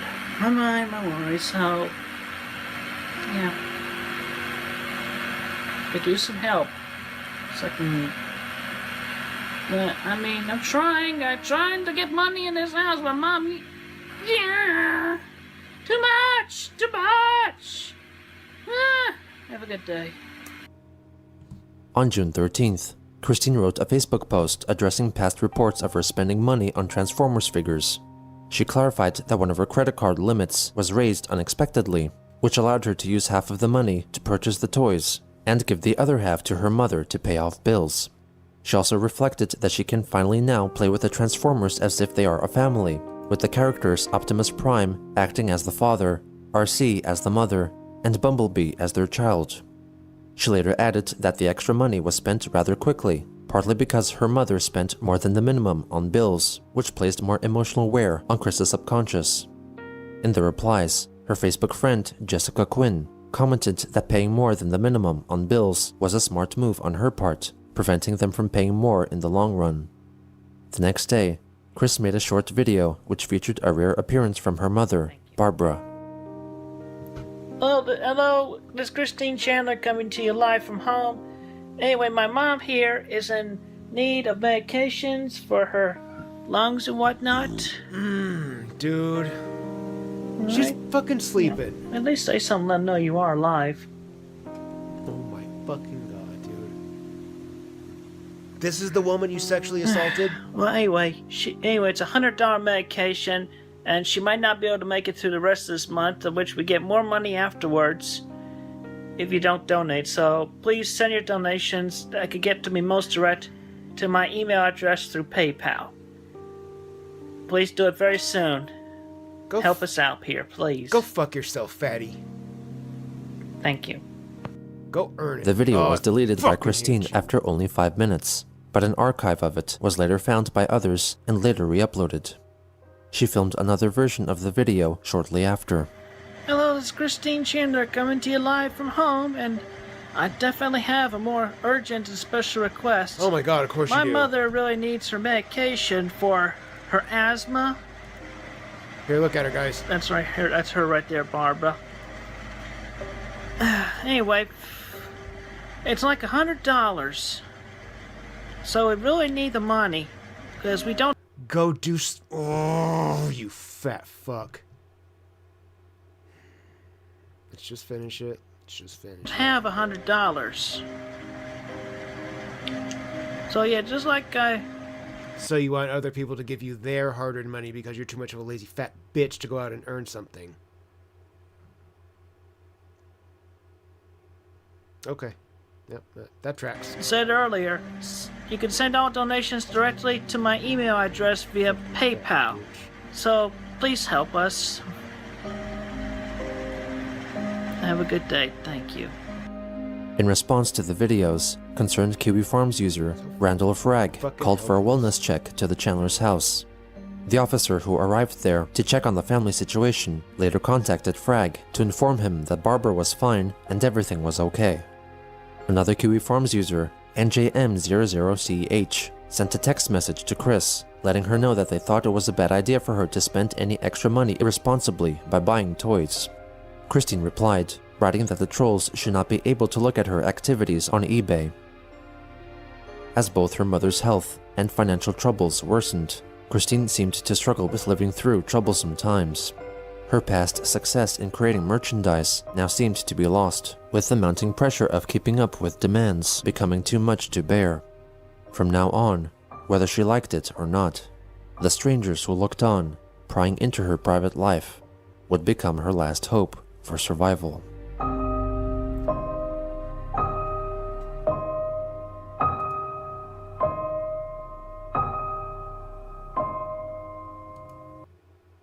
Sheesh.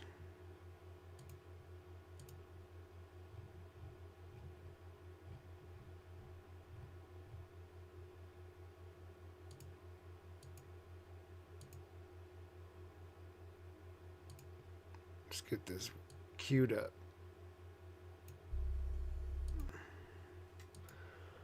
Wow. Dude, that last one. Akuma, what the fuck is wrong with you? Loaded his dick up with pills and administered them rectally. That's not a sentence that I thought I was going to say when I woke up this morning. But here we are. That was...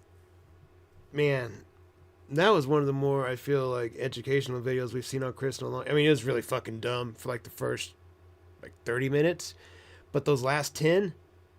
Whew.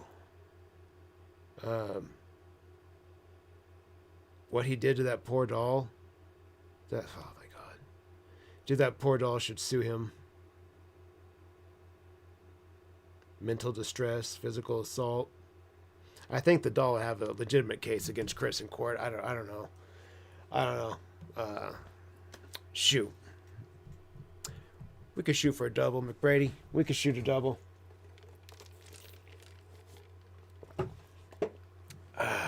Man, that was a video for sure. Shouts out to Gino Samuel. We appreciate you, big dog. I already went and well, as you guys saw, we pulled up part 51. We're already there and loaded up. Let's go ahead and we'll take a double ripper and then we'll tear on into it. This weekend, I'm thinking maybe Saturday we're gonna take our first look into Shani and Rev. I've been seeing more and more comments about them specifically, so I think we're gonna do that Saturday evening. Those of you that enjoy watching that train wreck, we're gonna check in on them, get a little introduction, and just see what's going on with them. See what's going on in their train wreck of a life. That being said, let's get our double ripper. We'll tear down our video. Here we go. Poot poot.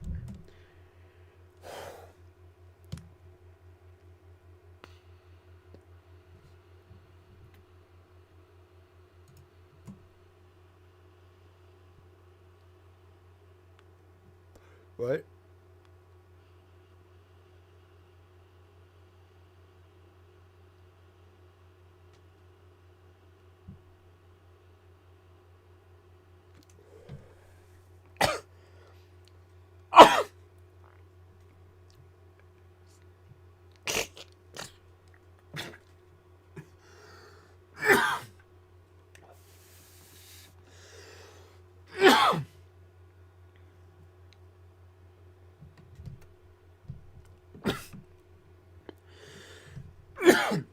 Alright. Yeah, they're definitely a fucking nightmare. I'm excited. Take a look into some new cows this weekend. Alright. Ladies and gentlemen, part 51. Here we go. Boom. On June 17th, 2016, Christine uploaded a YouTube video in which she reads the first chapter of a work of online fanfiction called Unicorns, Rainbows, and a Bluebird of Happiness, written by Kiwi Forums member Reverend Lovejoy, who frequently communicated with her, posing as an online friend. It was later revealed that William Elliott Waterman had regained Chris's trust and had convinced her to start making the videos because he told her that she would likely receive monetary donations from people in return. I want to firstly thank everybody for their donations. We received a generous amount. My mom chose the term red flag. Distress, but anyway, she got her medication for her asthma, so that's good, very good. and with a little bit of that, I had to pull her bank account out of the red because a couple of automatic drafts. But anyway, we still need money to help us be able to eat better for the rest of the month. But also our electric bill came and it's due immediately, rounding up to about $200. Anyway, in the meantime, I'm beginning a new series of a recommended story called Unicorns, Rainbows, and a Bluebird of Happiness. I have not read this thing, though I started to recently, but I checked with my friend who assures me that it all ends a lot better than the way it sounds at first. So anyway, it'll be like a chapter per day, every other day or so. But anyway, we're doing this. I'm gonna start reading chapter 1. Chapter 1, Laundry Day. Let's see. Do I have everything? An average-sized man with pink hair said with a smile as he stood in the center of his bedroom wearing a light blue tuxedo, as well as a pair of pink and blue checkered pants. She would continue to read through the book over the next 2 weeks, recording only the first 4 chapters out of the 14-chapter-long story. On June 19th, Chris wished a happy Father's Day to all to-be, still alive, and departed fathers, honoring her own father, Bob Chandler, by posting a previously unreleased photograph of him. 3 days later, Marvin, former Major Troll, Kiwi Farm's moderator, and administrator of the Quickie, leaked a recent video of Christine in which she advertises her services as a prostitute. The reasons for production and means of acquisition of the video are not certain. Hello, ladies. How'd you like to spend a little quality time with this sexy bod, huh? Nope. These sexy I don't breasts. have to listen to this shit. No, I don't. No, I don't. And the thing Nope. that I was wrongfully born with down there. Ooh, good quality time. Nope. Can have it one way. No, I don't. Or we can play it the lesbian way. I do not have to watch this. No, I So, don't. for $50, we can do a cuddle. For $100, I would be a little bitch if I didn't, though. Yeah, I don't want to watch this. and the thing that I was wrong. Sexy bod, huh? These sexy breasts. Oh my god. And the thing that I was wrongfully born with down there. Ooh, good quality time. Can have it one way, or we can play it the lesbian way. So, for $50, we can do a cuddle. For $100, we can do pretty much near anything. I don't do anal, though. I don't do anal. But we'll do anything else. We can even romp with toys. And I have lots of hidden potential. So send an email. Give me a response. Tell me you want a little lovely, sexy evening with Miss Stephanie Buskicks. Advice to the email only. Nobody with STDs, and only women of any orientation need apply. No, straight, lesbian, and bi. Oh, y'all got the pussy. What else would they... Wait, what? Okay, I was gonna say straight, lesbian, or bi. Okay, Chris. What are you about to say? I'm very happy to work with a little bit of that.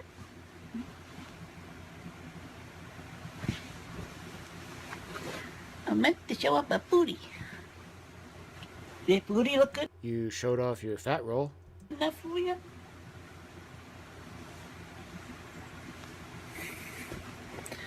So, There's a chance I might do drugs today. Could anybody blame me? Like, what the fuck, guys? Like, what the fuck? respond now. On June 26th, Christine posted a short random thought on Facebook, simply writing, "Hosiery and stockings are one of society's non-conforming garments." The next day, Chris wrote a rare tweet on the social media site Twitter, directed at her half-brother, Cole Smithy, angry at him since he apparently lived in New York's bleeding Carnegie Hall, with rent set at $2,000 per month, and so could also afford to support their mother, Barbara. Later that day, Chris wrote a heated Facebook post elaborating on the same topic. "This just in! Hashtag Joseph Cole Smithy, residing in Carnegie Hall with wife as early as 2000. More than $2,000 a month's rent. Pissing and burning away money. Should really be sharing it with his caring biological mother and sister."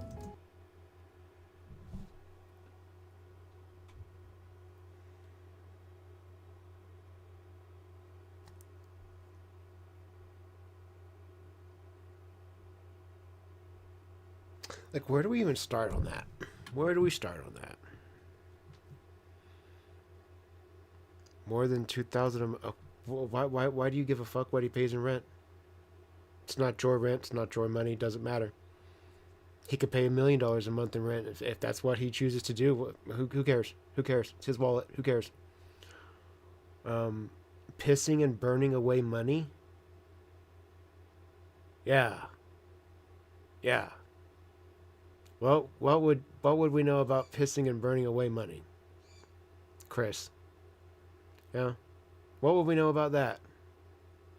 Yeah. Really should really be sharing it with his caring biological mother. I don't think those three words in that order describe Barbara. Just don't really get that from her. Clearly her and Chris have a different relationship, but that's a totally different thing. Let's continue. Mother paid his way through schools. If for whatever reason I were Chris's brother, if I were Cole Smithy, fuck those people. Like I've said this many times, I would wipe my ass with that money before I would give any of it to that goddamn family. Paid for his car, reared him with lots of love and care. Mother and daughter really could use financial help. Cole hates his own mother over father issues and false rumors spread by aunts and uncles. Never contacts neither his mother or sister.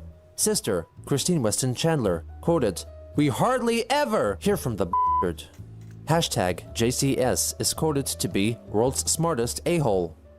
Update. I just relearned and confirmed with a past signature care package sent to Cole last Christmas that he currently lives a few buildings down East 90th from Carnegie Hall. But he did live at Carnegie Hall as early as 2000, as confirmed by a Christmas card mailed to our mother, December of 2000. This was a couple of years before the b****erd disowned her. The block must still have very pricey rent anyhow. Money burner. The post also included a new drawing in which Cole sits in his Carnegie Hall residence. I feel like he said that in the way that like Daniel Larson says the N-word. Like, money burner. What?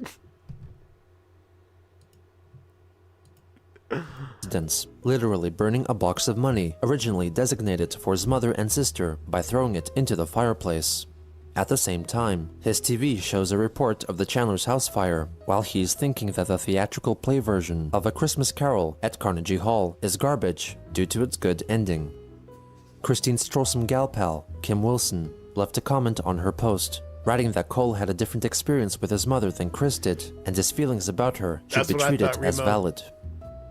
On June 29th, I really like that channel, that Jim Can't Swim channel. That was a good channel.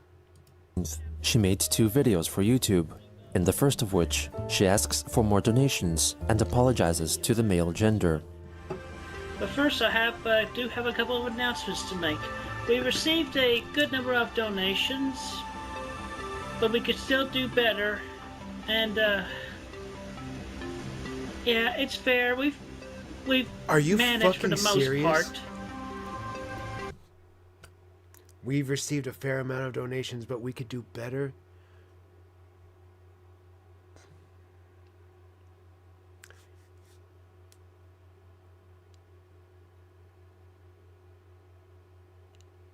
It is unfathomable to me to behave like this about money that other people are giving you. We've gotten some donations, but we could do better. I feel like those words should be, we've gotten some donations, thank you, thank you, thank you. We appreciate it. Thank you very much. Oh my God. Oh my God.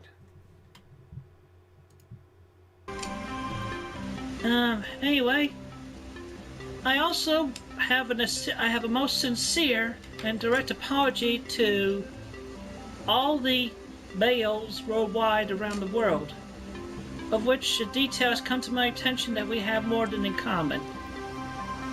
And I wrote it down, so go read my apology. Gentlemen of the world, I have learned and realized that y'all, as a male, are okay. All people, female and male, are more alike than we realize. We are all the same inside the womb. Half of us come out changed from that, and half of us gets to remain unchanged. And really the difference between genders is the one mutation created by the chromosome, and the varying levels of mentality and ability individually. And for putting y'all down as a group... Chris, if we're talking... Are we talking about the difference in men... Are we talking about the difference in men and women? Or am I dumb here? Because I feel like that's what we're talking about, I think. I mean, it's pretty obvious. Never. My God, dude.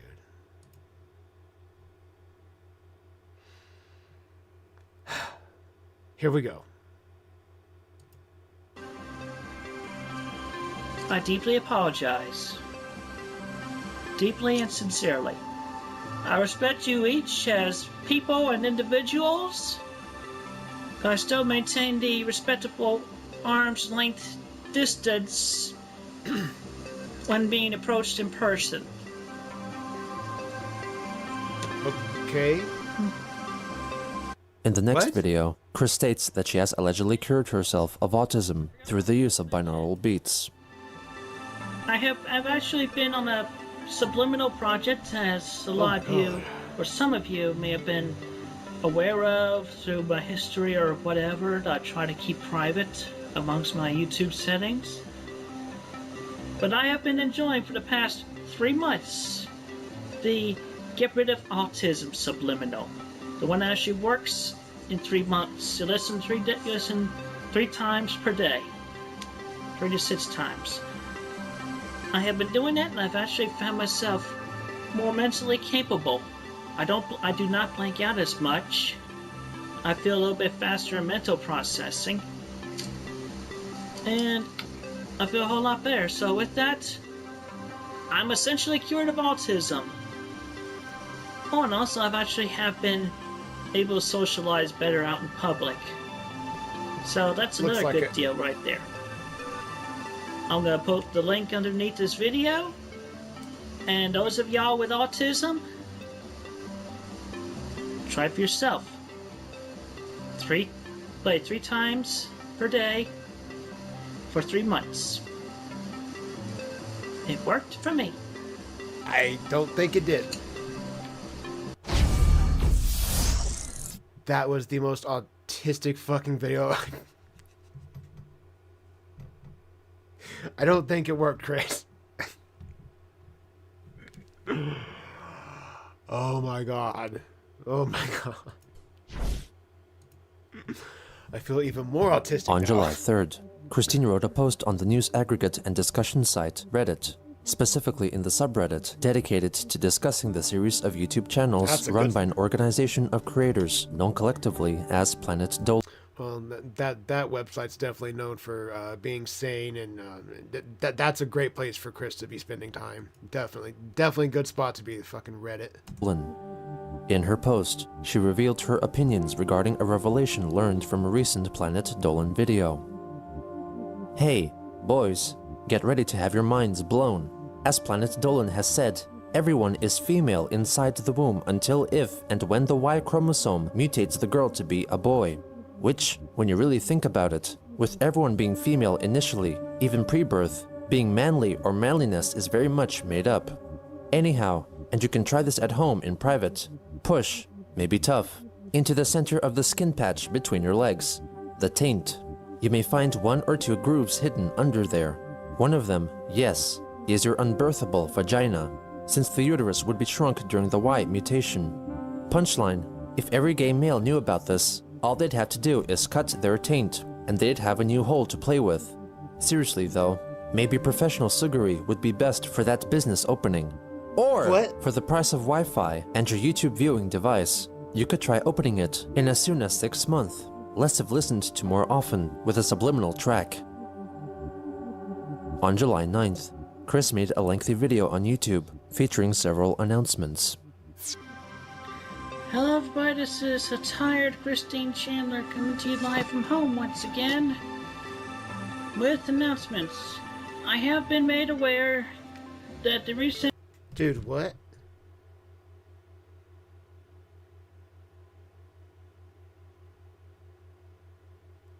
That was all real. Like, that all happened.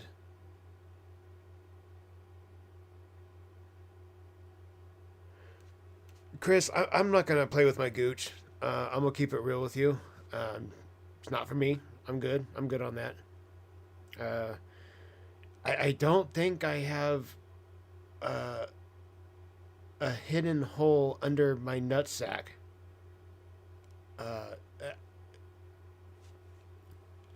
Moving on. video logs for reading Rainbows, Unicorns, and the Bluebird Happiness are not very popular. Well, you can definitely blame that on Mr. Bill, because he was the one that suggested I do it. Anyway, and then I have been made aware that y'all would like maybe something original, and in the lines of like a day in my life. But guess what? Tell you what, my days have been short lately, and I know that in my subconscious there's a new thing that's gonna press on my anxiety and stress levels and just totally drain me all over again. Where I'm not gonna feel like doing anything.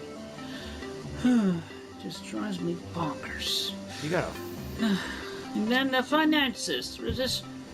Jiminy fucking Christmas, look at this 5 head. Oh my god, Chris.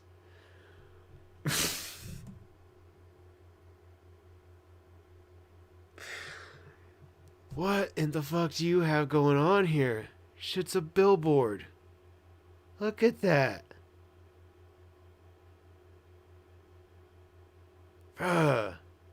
Fucking hiding cannonballs up there. Always with the finances here. Oh, wow. Mortgage, the bills, everything. I know you don't want to hear this shit because y'all have these problems yourselves in your own. So you got that big ass head and just nothing going on up there. All that space and none of it being put to good use. Cool. Way, but you know what? I'm in over my head. Anyway, I don't hear anything from Sega officially, and I really would prefer actually to get in the mailbox physically at home. I don't check my emails that often, even though my lay friends do.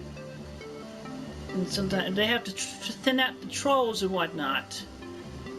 But I'll tell you what, official Sega representative, fly on over.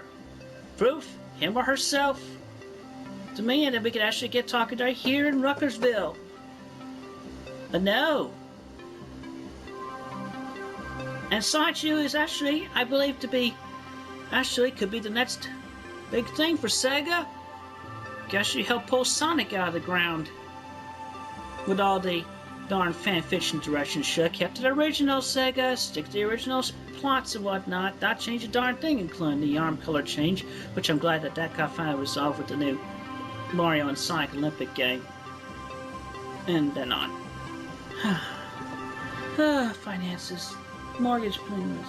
We really could use some more money around here, because as quickly as it comes in, it goes out. Because we gotta pay bills and we gotta get food around here. We gotta keep ourselves fed and everything. Because you buy toys, Chris. No, don't fucking, no, fuck you. No, no, no, you don't get to do that. You don't get to buy bullshit and then tell people that you need money.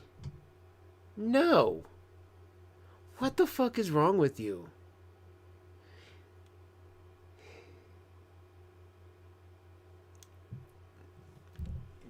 You really got under my skin today. Oh, it's just what it is. Usually these are a lot more fun and lighthearted than the Cyraxx shit, but kind of fucking pissing me off a little bit.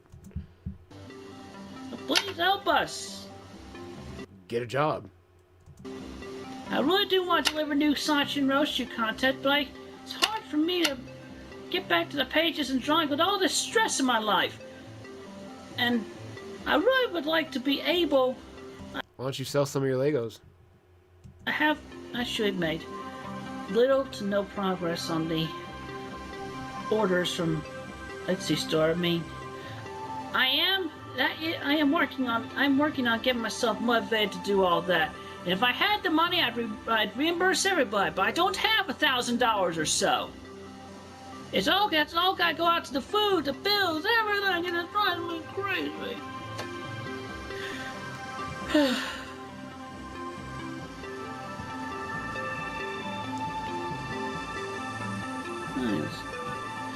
Help. Please help. Help keep me and my mother fed. 74 years old she is. 2 dogs. 2 cats. Got a family of kittens in the backyard.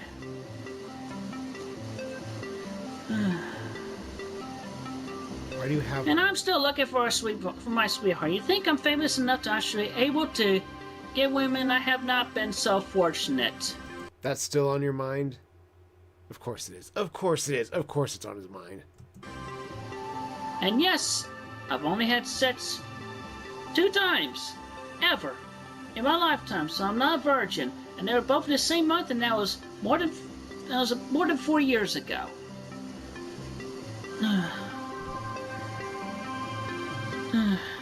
You think your life sucks because you're dwelling in your mother's basement, you darn dirty internet trolls and cyber bullies. Think of how it is in my head. I wish Cole Smithy would help us, but he's in New York being greedy, throwing his money away into the fire when he could be sharing it with his own.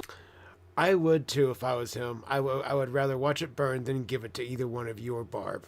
Mother to help pay him back, to help pay her back for putting him to the schools, the college, and the brand new car that was new in about 1980 or so. What, 35 years ago? You know, Chris, a lot of parents, if they're financially able, even if they're not, they usually find ways to try to help their children do things to start their lives. Some parents, if they can, they help pay for college or help maybe offset your first deposit on your first place or something. If they can. I mean, I understand not everybody's in that position, but some people are lucky. And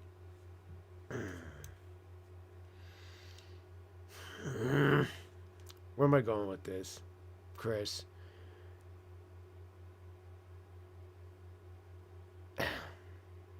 Where am I going with this? Hang on. Usually, when they do that, parents help you. My dad gave me my first truck when I was old enough to drive. It wasn't on the condition that I was going to pay him back. It was just a big gift for me, and he did it for my sister when she was old enough to drive, and he did it for me. So that's what they did, and neither of us were expected to pay for them. Even later on in life, when I get a little more established and have a couple dollars, it's not like, you remember that truck I gave you 20 years ago when you were a kid? You owe me for that now. I want the money that truck cost me to give you. The fuck? Eat shit, Chris. He's sharing it with his own mother to help pay him back. Fuck To help his pay her mother. back for putting him to the schools, the college, and a brand new car that was new in about 1980 or so. Oh, I didn't mean to miss that. Her 600-pound life gifted 5 memberships. Let me go ahead and add that to the counter right quick. I didn't mean to miss that. Bada bing, bada boom. Love to see it. Shouts out to the 5 new members. My wife always shows me support. And Alan Carroll could help me out because I'm still their half sibling. And with our late father being in the memory, he comes visit me in my dreams nearly every night. Day, I don't know, I'm on a night schedule right now and I'm trying to get back on a day schedule. It's difficult. My subconscious doesn't want to get me out of bed because I know something is going to drive me crazy that day. Every day, something crazy. I get drained. You get drained. That's it. Have a good day.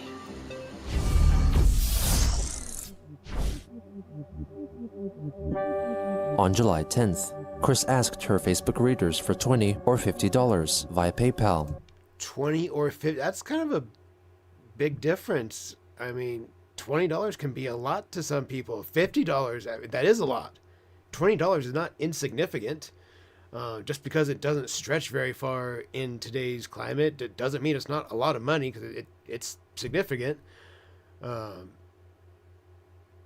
20 or 50? That's a big gap, Chris. You really have zero shame, don't you? That's disgusting. This was soon followed by the first in a series of 4 short videos in which she asks for money. $20, $50 American.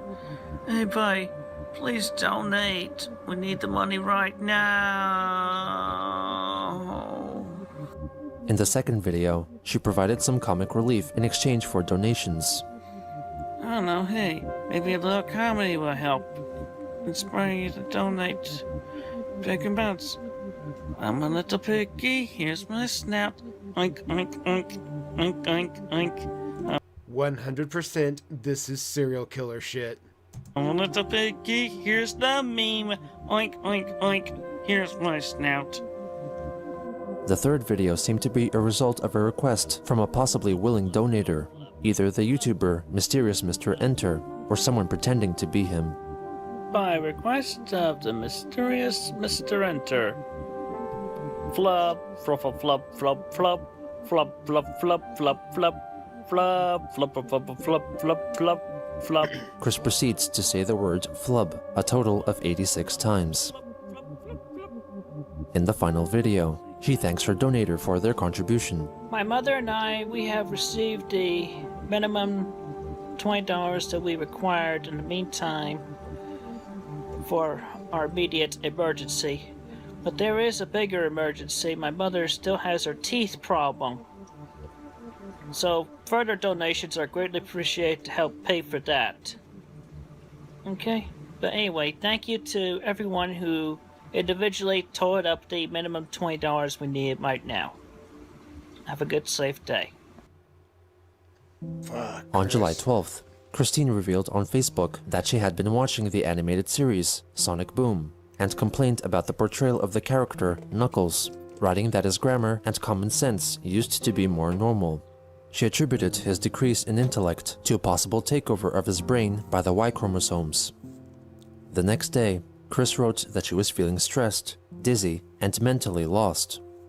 She soon after wrote that she had taken an online personality test and found that she was kind, but thought that either bad people had taken maladvantage of her kindness or not enough people around her noticed her positive qualities.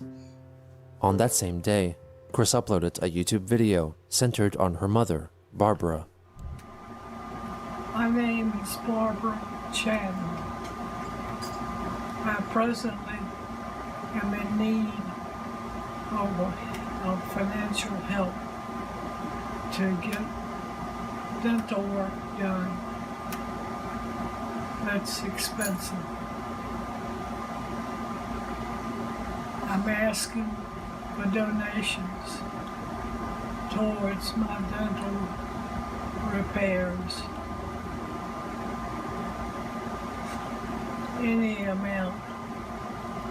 There is not a chance in hell I would ever let my mother have to beg on the internet for dental work. You fucking kidding me? No. I'll figure it out. Would be helpful. The expense is large. Dude, the lights are on, but nobody's home. Thank you for your consideration.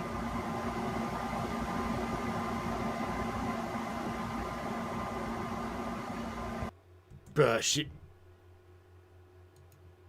that woman is a shell. There is nothing in there. Nothing. On July 14th, Chris advertised Holy on shit. Facebook that she was selling a Pokemon card, which she won as part of a sweepstakes sponsored by game publisher Wizards of the Coast in the year 2000 or 2001 on eBay, setting the starting bid at $50. Bidding on the card soon exceeded $300 due to Ween's leaving troublesome bids.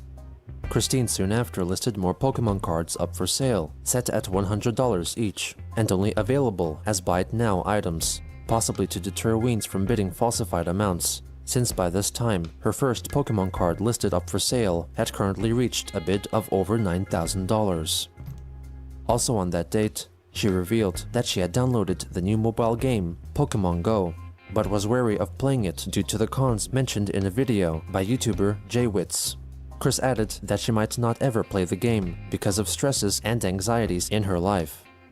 The next day, Christine posted a photo of a bag branded with My Little Pony character Sweetie Belle, looking downtrodden and expressing the sentiment of meh. Okay. Weird. Chris added context to her post. That's how I'm feeling right now. Please, at least help me with buying one or both of my Pokemon cards right now. Are you... This whole video has been Chris asking for money, asking for donations, asking for this, dude. Fucking enough. Now.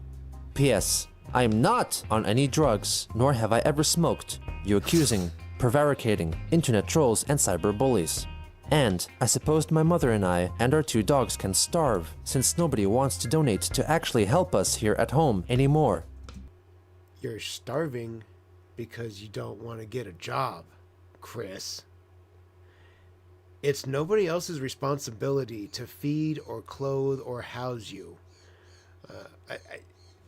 My responsibility is to my wife and my child and my parents. But that's it.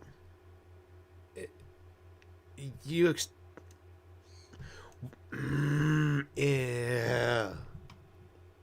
Fuck off, fatty. Ugh. In the replies, Kim Wilson stated that Chris was indeed not smoking drugs, but was on Lipitor, her medication, and had allegedly tried marijuana. Jessica Quinn encouraged Chris to build up confidence in order for things to get better. Kim later added that Chris should refrain from using complicated words, like prevaricate, which may make her appear to be dumb, as she tries to make it seem like she was more educated than she actually was. On July 18th, Kiwi Farms user Koosbane, using the alias George, texted Chris, asking if she would record a video for his girlfriend Amber to celebrate their anniversary. After receiving the details concerning the message of the video, Chris asked to be paid $50. She ended up recording and then uploading the video on YouTube before getting paid. Koosbane later revealed that he refused to give any money to Chris. This was also notably the first video in 6 years to feature a Captain's Log introduction. Captain's Log, stardate, July 18th, 2014. Christine Chandler coming to you live from home once again. To start us off on this thing, I have a special dedication from George to his girlfriend Amber. Personalized anniversary video. Well, If this was 2014, that's crazy to me that this was over a decade ago. Oh, George, you're lucky to have Amber, I tell you what. Anyway, to Amber, happy anniversary. I love you so much. This has been the best 6 months of my life, and all to you. You made my life so wonderful. I hope this is only the beginning to the rest of our lives. From George to Amber, happy anniversary, y'all. If you want, I know, my brain's gone, trying to, stress, anxiety, yep. Well, anyway, so, alright, so reminder that I'll do personal videos for, $50 a pop, just like I did for George and Amber there. But since my shop is down, I'll take it, the requests, via text message to my phone number, which will be located right underneath this video. So we'll do the arrangements there, and I'll do the video recording and so on and so forth. Anyhow, long day. No comment on my personal life. No confirm or deny to rumors or facts, whichever.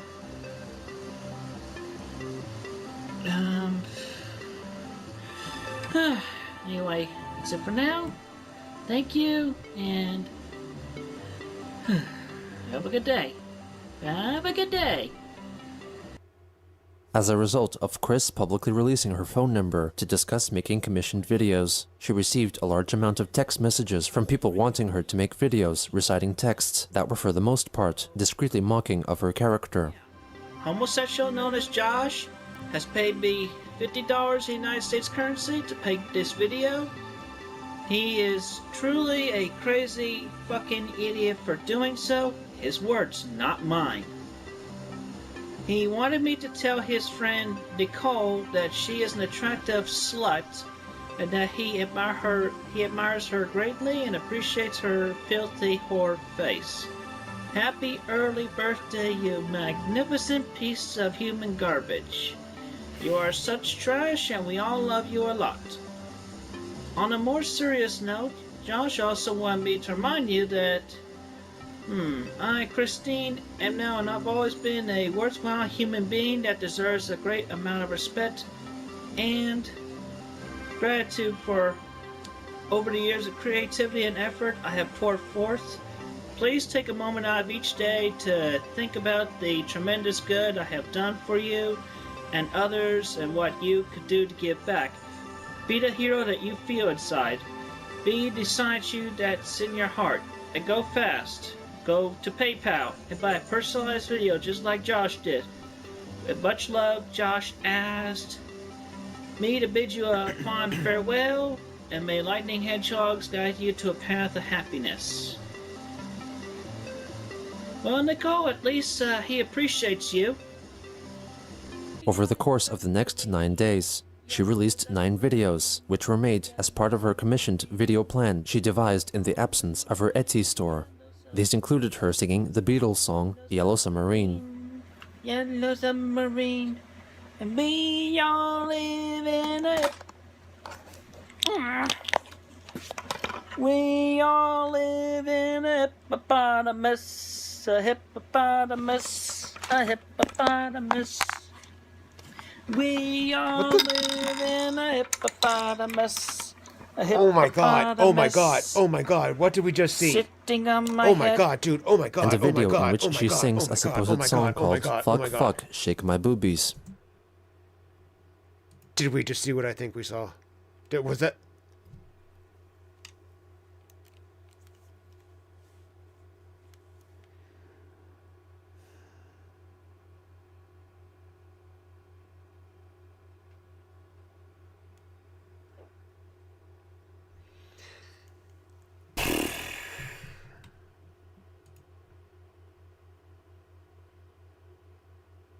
Here we go. Fuck, fuck, fuck, fuck, fuck, fuck, fuck, fuck, fuck, fuck, fuck, fuck, fuck, fuck, fuck, fuck, fuck, fuck, fuck, fuck,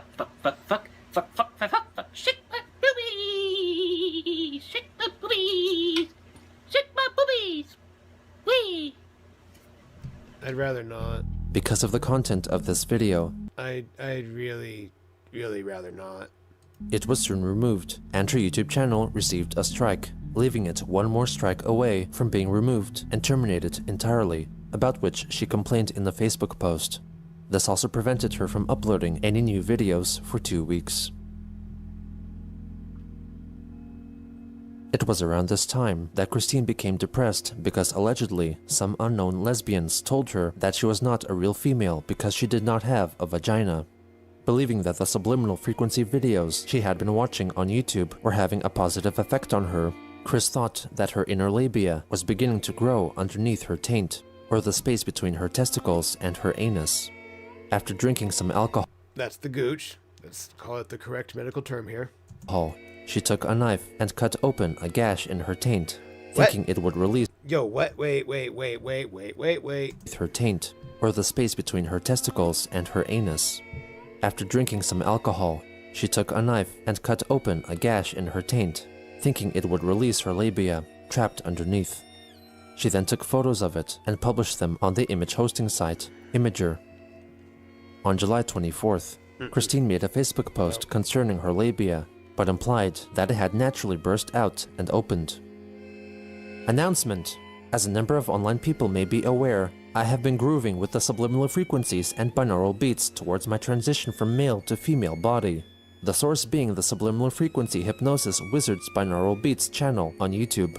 Last March, I've started simple with growing my breasts out with their breast growth hormone track. It worked to my amazement at a full inch outward per week in about 2 months. I've also listened to change my nipples to teats, as well as begin producing breast milk. Also, related, from a separate track on another channel, I have eased and cured the worst of my autism too. But since last May, I decided to take it a step further and begin my transition from male to female with the penis to vagina tracks, including the individual organ changing tracks, and for a while the intersex track. And 2 Fridays ago, July 15th, while I slept that night, my labia started splitting open, and I found the initial hole and blood the next morning, and over the few days that followed, the labia opened to its full length, and I've been dealing with the blood that came out. I have been keeping it clean, daily monitoring it, and treating it with rubbing alcohol. I have started the wheels in motion for the full HRT and SRS by seeing my doctor last Friday, because I felt like I didn't want to wait much longer to fully become the woman that I should have been born as. With that, I have uploaded a photo of my labia onto Imager for all 18-plus-year-old individuals to see. But I do not want to be overrun with tabloid and paparazzi attention over this, or have a total big deal made. As for my own statement to quote, I will state the following: have belief and faith in what your body can do, and with such binaural beats and frequencies, as well as persistence and patience, what you'd like can happen for you. Her Facebook friends and onlookers from Kiwi Farms showed great concern over her situation. Null, the administrator of the farms, informed a medical professional about Chris's condition, and they felt that if the hole was the result of her past infected taint piercing, there was a great chance that she could die because of it. Kiwi Farms user Doc Cassidy wrote several text messages to Chris, begging her to go to the hospital, to which she replied that she had gone to the hospital the previous night and found that there was no infection. She soon after wrote a Oh my god, dude, oh my god. Thinking about, oh my god. Dude, they're just getting worse. Every second it just gets worse. brief post to publicly announce her alleged medical examination of the previous night. Jessica Quinn commented that Chris should seek a second opinion and then provide proof that she had gone to the doctor. Christine later edited her post to state that she had gone to the doctor on that same day, rather than the previous night. After receiving numerous messages of concern for her health, Christine soon followed up with a short post which stated that the photos were allegedly faked to troll the trolls. On that same day, she made another Facebook post showing that she had gotten a woman card in support of politician Hillary Clinton's presidential campaign, and also that she had gotten a new driver's license which stated that her given name was Christine and that she was female. 2 days later, Kiwi Farms user Innocuous Banter sent some text messages to Chris, attempting to learn more about her current health situation. Chris informed them that she had gone to the doctor and apparently was told that her labia was coming in good, and that it would finish growing in a few months. Marvin of the Kiwi Farms and other former trolls close to her tried their hardest to convince Christine to go to the emergency room and provide proof of it. She later sent them the prescription she received as proof, but upon checking it, they determined that she had lied about her condition, as her medication seemed to be for testicular pain rather than her self-inflicted taint wound. After aggressive persistence, Chris sought proper attention to get her wound treated, after which time she deleted her Facebook posts regarding her labia and tried to avoid the topic online. According to Marvin, Christine had believed that her labia was going to sprout out at some time, but by cutting her taint open, she thought she could accelerate the process. On July 28th, she made a new paid video for YouTube. To evade the 2-week-long ban, she created a new YouTube channel, Christine Chandler, in order to upload it. Sexual intimacy will no longer be intimate. The act will be as mundane conversation. We will be monitored by artificial intelligence through every medium for our own protection. And humans will always feel inclined to erode morality through slogans relating to love and freedom, believing that it is part of evolution, conditioned from birth to worship the institution. 2 days later, she uploaded another video to her second YouTube channel, a reading of the 2008 novelette written by the troll Vivian G, which up to this point was left unread. Yeah. Anyway, so yes, we have been busy around here. We've been clearing out lots and lots of boxes, and actually going through them since we moved back here. Anyway, among which I found a book that I have been curious about for a while, because I never actually never read it. A girl who brought down the world, boo, survived a house fire, boo. You know, the one that the author had actually sent me, the proof copy. So anyway, I have been curious, so I'm gonna start reading it now. In another video series. And this is on my own personal merit. Nobody has paid me or asked me to do this. Okay, Chapter 1, Neighbors. Hello, my name is Kid. I'm just a cute girl. At least, that's what everyone tells me. I don't have many friends in the city I live in. She would eventually make 2 more videos reading through the book, covering the first 4 chapters. In early August, Barbara Chandler was sued by Capital One Bank for unpaid debts. The hearing was set to take place on September 14th of that year. Christine was also ordered to pay fines amounting to $111 for failing to acquire licenses for the family's dogs. Also during this time, Chris was keeping busy with clearing out old boxes from the family's house, which had been lying stagnant ever since they moved back in a year and a half ago. This made her unavailable to respond to mounting text messages or fulfill video orders, but promised that she would return to making videos shortly. Messy. On August 6th, Chris shared an article on Facebook which wrote that PayPal had decided to close the accounts for the Quickie and the Kiwi Farms due to the harm the sites caused unto others. Chris called herself the top victim of the criminals and asked if PayPal would provide her with compensation in return. On August 8th, she regained the ability to upload videos on her original channel after a 2-week-long ban and continued her paid video campaign. Hello, this is Christine Chandler coming to you from my home once again. Shelly, from your husband. He definitely wishes you a happy birthday, and I'll wish you a happy birthday too. Okay? So, you turn another year older, another year wiser. Yeah. That's good. Have a good day. That's good. Have a good day. On August 9th, after the person who bid over $9,000 on her Pokemon card failed to pay for it, Christine relisted the card again on eBay, set at a buy-it-now price of $500. She also listed a VHS release of the Disney film Aladdin, set at a buy-it-now price of $3,000, upon believing the claims at the time that I had that shit happen to me one time using eBay. Oh, made me so mad. I had a $200 item, and the bidding got to like 85, 185, and I was like, oh, sweet, cool, I'll make my money back. Sweet, I could live with that. And the person backed out for whatever fucking reason at the end. Oh, it made me so mad. I only ended up getting, like, think, like, 125. It's whatever. I got more than half, I guess. But still, I was like, fucking bummer, dude. Lost, like, $60. That the Disney films released as part of the Black Diamond collection were worth thousands of dollars. The next day, she shared an article which reported that a mother and son that were involved in an incestuous relationship were arrested. Chris also let her own feelings on the subject be known. I have a few things to say in response to this article. Firstly, the child was over 18, and surely the mother has talked it out with him beforehand. The child might have had social problems, or a situation where socializing or going out to socialize with other people was a greater difficulty. Financial situation to Is this where it's starting? Is this where he's starting to get ideas and, like, experiment? prevent paying someone else to come over and help out in the situation. Moreover, it was the lifelong affections between parent and child. Also, the mother probably could not bear any ovum for children anymore. Anyhow, who among everyone in this world has not had a dream of having sex with one of their parents?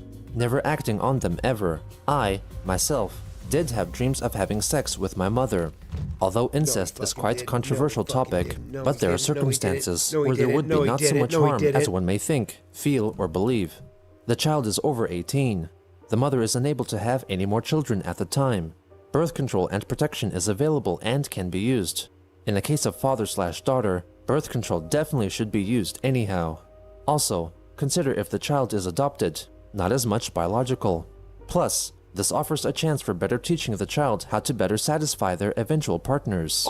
The schools can only teach from books, not so much practice. And nobody wants to end up being a 20 or 30-plus-year-old virgin. I know, that is a huge, enduring pain. Unless the sex act was abusive, hurtful, or would result in an unwanted birth of a physical or mental challenged child. I would not judge or persecute the parent and child. I would encourage the child to socialize more, maybe make it easier for the child to meet more people his/her age. Do not send the mother and son to jail. Kim Wilson commented that incest was not harmless like Chris stated, but in fact could cause serious mental issues and emotional scarring, and advised her against taking part in incest. Christine clarified that she had not and would not. As Christine caused herself a medical emergency, she refused to admit that she was bringing herself in harm's way, overcome with the belief that she could transform her body into a true female form.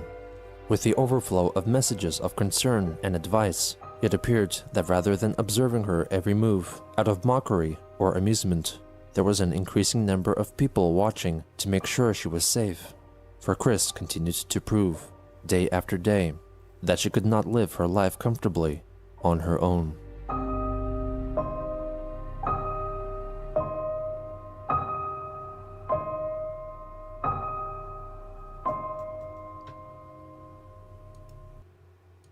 Dude, what the fuck?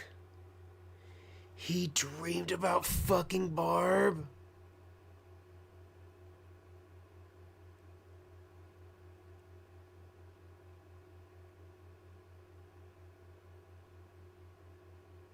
I'm not qualified. I don't know what the fuck to say. I feel like we all kind of deserve some hazard pay for that one. Fuck if I know, dude. Fuck if I know. Fuck if I know. I don't know. I don't know what to say to that. I have no idea what to say with that information. I have no idea. That shit's just as shocking to me as it is you.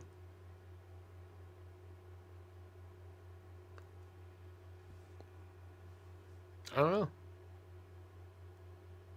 Ladies and gentlemen, Chris Chan. This is why we watch, I suppose. So we can have nightmares tonight. Awesome. Ladies, yeah, see you all in therapy. That's fucking right. That was, man, those 2 episodes were impactful. I will remember these for a while.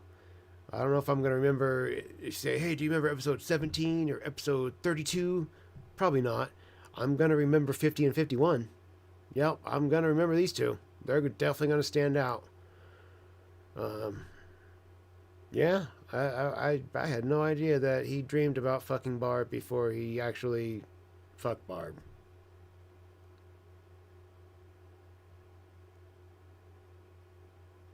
I don't know. I don't know, dude. I'm just some asshole on the internet with a microphone. I don't know what the fuck to say. I don't know. But ladies and gentlemen, we did it. We got through it. We killed that. That was a learning adventure for sure. That's hilarious that the goblin called the cops about the internet. That's hilarious. Yeah, these videos were educational, I guess. I don't know. They were hard to watch. Ladies and gentlemen, we got to get rolling. I got a child who I got to go get in his school pickup line and pick him up today. Well, every day. But I got to get ready to start heading out. But I appreciate you hanging out with me, watching these with me, because those were awful. Those were the worst. As always, we'll take the stream out on a ripper, like we always do. But yeah, that was just fucking worst. That was the worst. Those two episodes are, unless there's more, which I feel like there with Chris Chan, there's always going to be more. For Christ's sake, I mean, we still have what, another 30 something episodes, another 34 episodes to go. So we'll see. Again, ladies and gentlemen, thank you all for being here. I appreciate you. Keep your eyes peeled this week. Videos will be coming out tomorrow, Wednesday, Thursday, just like they always do for members, public on Wednesday, Thursday, Friday. And I'll see you guys live and in person Friday evening, as we always do. Let's grab our rippers. We'll call this bitch a stream. You guys know what time it is. Poop, poop.